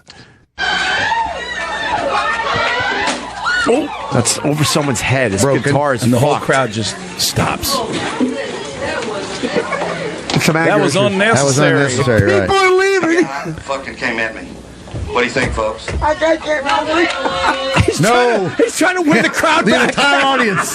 He came at me. No. If he digs out of that hole, man. He thinks they're going to be with him. So, how about those answering machines? He came at me. Is that guy the juror of the South Carolina trial? Wow. He came at me. Jesus. Ow. El Kabong. Yeah. Everyone's just leaving now. That's it. Show over. Cut to That's the greatest thing that dude ever did. Wait, that's so what? But cut to Lucian Holt going, I already have a guy who hits people. So, what are we trying to do here is we're going to encourage you people to explore. What a reference, man. Listen, I like it. Lucian was the guy who ran the comic strip and Eddie Murphy. I met the first night I met him. I had just moved out here. I moved in with Mitch Hedberg. Mitch and I went to the comic strip, and Mitch said, "Oh, hey, Lucian, this is my friend Craig Gass. He's a comedian. Just moved here from Seattle." And Lucian just looked at me and went, "You know how we do things here, Mitch." And he said, "Oh, no, I was just saying he's my friend. Maybe you should shake his hand." And I was like, whoa. And I just felt uncomfortable. We do things here, and then he just starts fucking. Yeah. All right, we you have to blow Lucian. Yeah. Now we got stories coming in that want to be told. James in New York, go ahead. Hey, guys. Love the show. Love you guys. Thanks. Artie, I had a question about a bit you did with Stern. It was hilarious. The queer eye for the straight guys took you out for a makeover, and you got pissed drunk, and then you got really homophobic. I was just interested in some background or fallout after that. Well, you know me, instant homophobic, just had liquor. That's true. It's the secret ingredient. Everybody knows it's not really a secret. Yeah, I'm usually very sensitive to the plight of the gays. No, of course. Listen, I was drunk. I was actually, Artie, as a gay guy from New York, I found that bit utterly hilarious. Well, yeah. Well, thank you. Oh, you're a gay guy, right? Okay. Well, could you call somebody? Some people at NBC and tell me. No, well, I got drunk and I thought I was being funny, and the show was a big hit at the time, and you know, I said, if you want to fuck me, you can fuck me. I said, you know, they don't want to fuck ugly guys. They like fucking Ben Affleck, these guys. And I called them out, and no one would hit on me because I'm ugly. And you know, oh, Artie, I'd fuck you. Don't worry. Carson. I put out the bait. Right. I put out the bait. No, the best part about it is Carson Kressley looks at the camera and goes, "He's getting on my last nerve." Oh, Jesus! I'm just about over this. And they had 15 minutes of fame. But I went in the next day hungover. I stayed up all night. And I went in, and they had pressure on them because I had to look good. I had to look like they made me over. And you know, I was hungover, and they were so mad at me. And Howard loved it. They wanted to make over Howard. They looked like they were good sports, but they also looked like they were going to call the ACLU. No, they were good sports. They were very mad. They were mad at Howard. They thought Howard set them up. And I started drinking. I don't know. I thought I was being funny. I wasn't. I guess. I thought you were hilarious. Thank you, buddy. Sounds like you were hilarious. Yeah. Well, all right, thank James. you. Thank you, buddy. There's always people like Artie is the most generous guy that I've seen him help out fans. I've seen when people go, "Hey, can you tell Artie that I met him once? He said it was okay to go backstage," and Artie will go, "Yeah, let him back." He'll just let people back. I don't care. He's a generous guy. And then there's two things. There's like the generous thing, and then there's also people like want to hug him and say, "Are you okay?" Like people want to offer him advice, like, you know, "I hope you're okay." Like everybody always is worried about him. I hope you're taking care of yourself, and people are offering help to Artie. So it's like a two-way street. He's doing nice things for people, and then help from High Pitch Eric. Yeah, from yeah. I've never worried about him once. I know. You don't worry about Artie. At least he does not need me worrying about him. And Vic's the one guy I want to worry about. God damn. I love Vic Henley. I always have. Beetlejuice once called my answer machine and told me I was a mess. That's the greatest. I should have said that. I saw you in Vegas. You a mess. Again, I went to rehab, and the first group therapy, I said, "Why are you here?" "A toothless, retarded black midget." That's why. Who gets thrown by people at bachelor parties for a living said I was a mess. A guy who's currently, as we speak, being thrown by a Guido in Bloomfield, New Jersey. Into a big piece of plywood painted like a bullseye. Yeah. Wow, that's thinks I'm a mess. Is that still a thing where people offer to help you all the time? Do you still have people like that walking up to you? Yeah, absolutely. You know, but again, they look worse than me. Yeah. I've witnessed a couple of those, and he's right. I've been standing right there with him, and then they walk away, and he looks at me, he's like, "God damn, is it that bad?" Right, what am I going to do? I don't think it's that bad. I think you're fine. It's like Trump made that Asian broad that had a cars, right? Yeah. Transportation. Where'd that come from? That's, you know, these guys are like my personal trainer, like that guy that did it guy. Yeah. They want to say, are you eating right? I remember that. I remember we did a show in L.A. Clearly, I'm not eating right. Are you eating right? I had a UPS truck. I remember Artie and I did a show out at a concert venue in West L.A., and Spade and Norm Macdonald came out. I remember it looked like they were having an intervention with him on the loading dock. Yeah, like they give a shit. Yeah, Spade's got no shit to worry about. I remember Spade and Norm going, "Hey, we want to talk to you. Are you okay?" And I never saw that. But I should leave. I wish I had I put out an album of Spade's answering machine messages, like cutting you down. He was so fun. The first time nothing better. Nothing better. Right. I mean, the first time I accidentally thought I was texting like a girl or something. I put LOL after something. He texts back, first of all, I'll tell you when something's funny. He does the best me of anybody. He can just conversationally do me flawlessly. I've heard him do that. He's amazing at it. It's real. It's funnier than me. It's not a stretch, but still. He used to do an impression of a black sports coat in Darrell Hammond's jacket. Darrell Hammond's closet, like a million of them. He's like, really? I started with him. Yeah, I started with him in Arizona, and the greatest thing, when we all do all the open mics, we would all hang around at the end of the night and wait on him to shit on everybody. And it was not a full evening until Spade went down the line and ripped everybody a new asshole and told us all that he was going to be the funniest and be famous, and we were all going to suck. But he could do everybody flawlessly. You know, there was a dude that was ventriloquist. He could do him and the dummy. Right. He did them both. Yeah. He had a knack for it. He did some impressions. I didn't know he was that. In his early act, he did voices. He did a Casey Kasem impression and a Springsteen thing. But but he's got a good ear. How great is that? That he was on SNL for 5 times. You didn't know he did voices. That's a great point. For 5 years, I didn't know you were talented. Yeah, he was. I didn't know he could really cut everyone down. He was. Oh God, that was all the comedians. I mean, obviously going after the celebrities, that was pretty easy, very quick. Yeah, the knife's in and out before you're going. Wait a minute, where the fuck does blood come from? That was such a great bit on SNL when he would cut down all the celebrities, but he got so much heat for that. The Hollywood Eddie Murphy. That he finally said, "Oh, it was Eddie Murphy, right?" Eddie Murphy said, "I'm going to fucking kill." He called. He called. Yes. The story that I heard from Norm was he called up and said, "Tell Spade to come to the phone." Spade kept saying, "I'm not here. Tell him I'm not here." Right. And the third time he called, he said, "I'm driving there. I'm in Brooklyn. If that motherfucker doesn't get on the phone, I'm coming there." Wow. So Spade got on the phone, and Spade said to Eddie Murphy, "Listen, motherfucker, I kept that show on single-handedly for 5 years. I'm the reason you have a job." Which is true. And he goes, "I got friends in high places. I got friends in low places, too." And then he just hung up the phone. And Spade, of course, I think he apologized to him or something. Oh, yeah, he did. Yeah. I mean, that's a legendary story. And then the bit ended quickly after that. Eddie Murphy's Roosevelt. Yeah. Charlie Murphy told us a funny story on Stir where he came out of the army or jail or what. It was jail. And Charlie Murphy came out of jail, and he said to Eddie, he was like, "What are you hanging out with these guys for?" And he single-handedly cleared out a bunch of losers who were mooching off him, Right.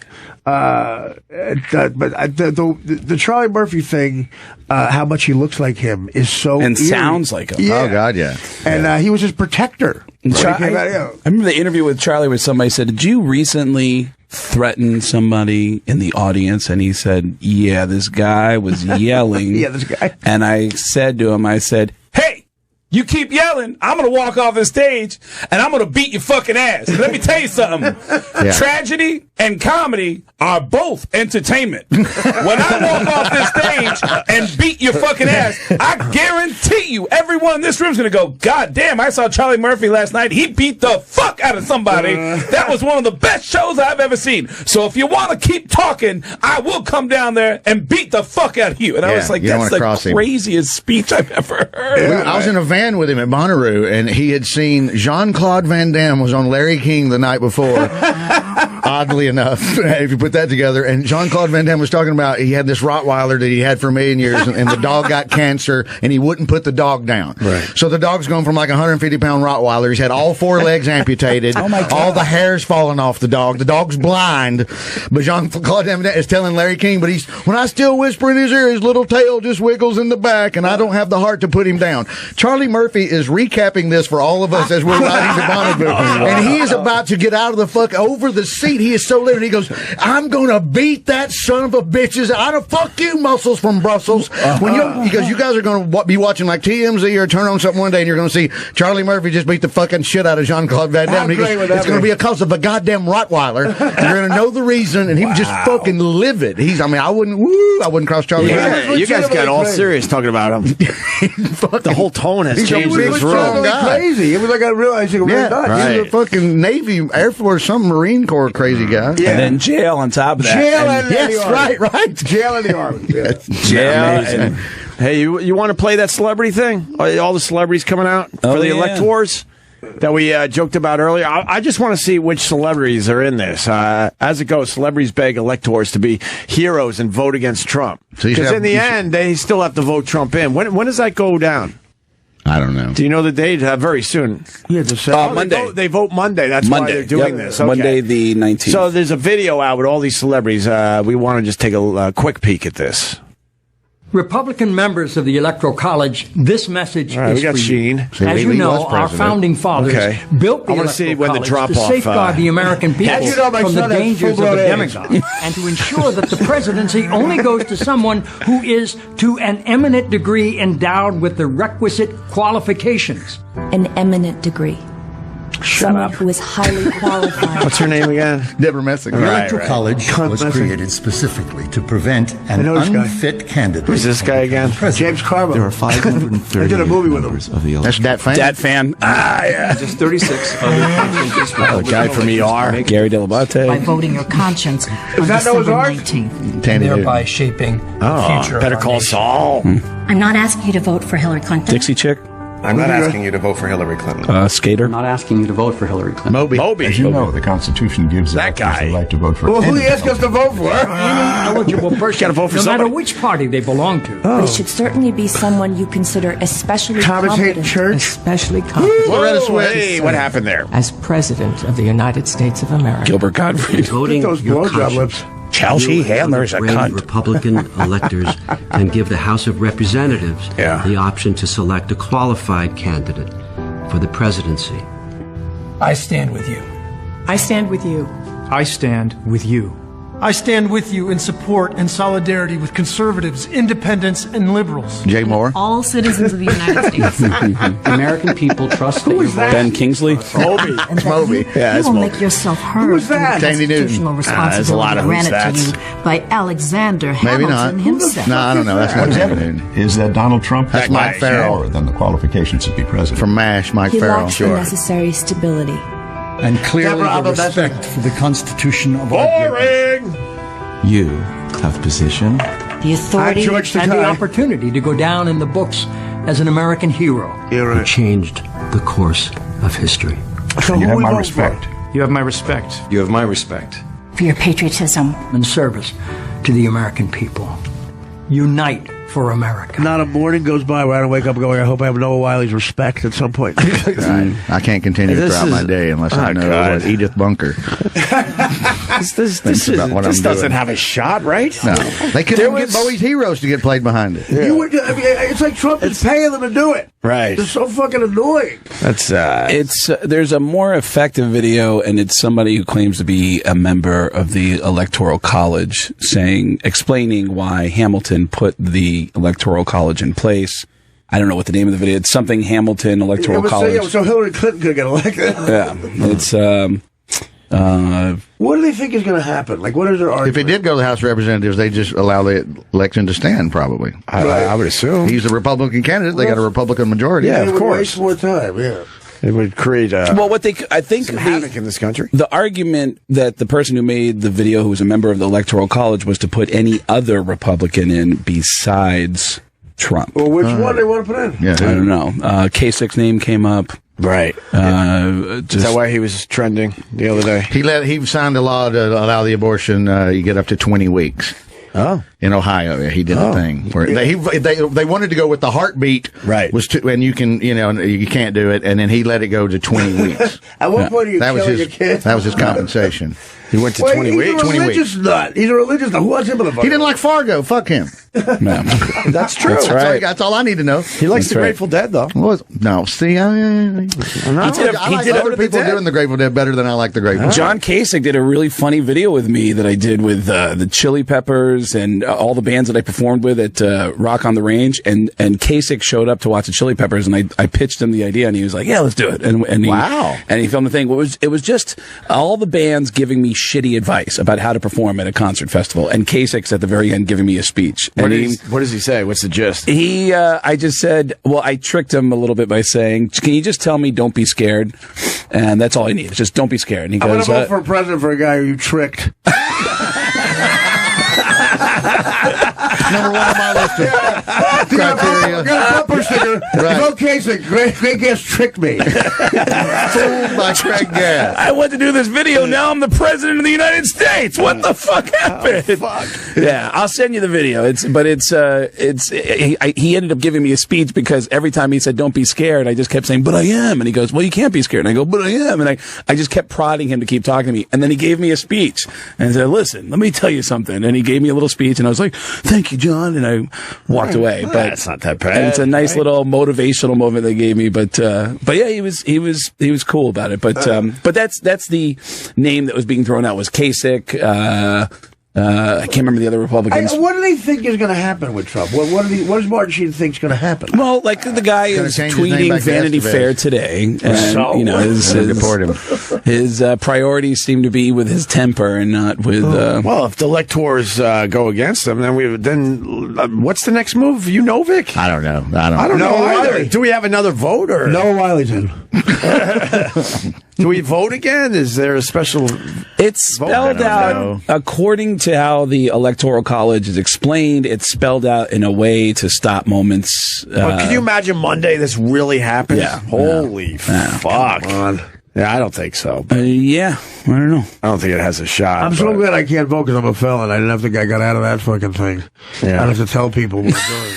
Because you're a felon. Yeah, I'm a convicted felon. I can't vote. And, I'm very proud of that. It's a couple of great Artie quotes today. It's a sweet release of death. right. That's the best one of the day. Holy shit. If you take a swing at an LA cop and they pull a blow in your pocket, you can never vote again. Shit happens. Get off your high horse. Take the stick out of your ass. Yeah, really. Oh, wow. Look at it. 10 or 11 shots of tequila. Everybody wants your fucking car keys. What is this? Donald Trump's going to be our president. Yeah, right. She's saying, because she's getting, that was on November 9th in the morning. Right. Yeah. Oh, okay. She was. Black Santa. How great is it that any leader. Michael Jordan fucking crying meme. You've never seen the Michael Jordan It's the Michael Jordan crying meme on Hillary Clinton's It's everywhere. I never look at a computer. More people know Michael Jordan for that at this point than the fact that he was a great NBA player. It's everywhere, that damn meme. All right. I got to go take insulin. Oh, really? Are you leaving us? Just like I got to take insulin. These Howard Stern guys, they just leave when they want to. Take insulin, Gilbert. They take their bags and they get out of here. Tail end of my career. Another guy taking his bag and leaving. Mysterious bag. Yep, mysterious bag. I don't want to with this He's got a bag that has his insulin. Artie, thank you so much. Why is he crying? It's. He just realized he had to give his ex-wife $300 million. That was nothing for him. You're kidding me? Got it in his It's front good to pocket. see you, Artie. That was his Hall of Fame, right? I love you. See you, I love you too, man. Yeah. Thanks, Artie. Oh, I love you, buddy. I love you, Artie Lange. Come back and see us. Fucking Artie Quitter on the Twitter, the Artie Quitter podcast. I'm going to do some sit-ups and come back.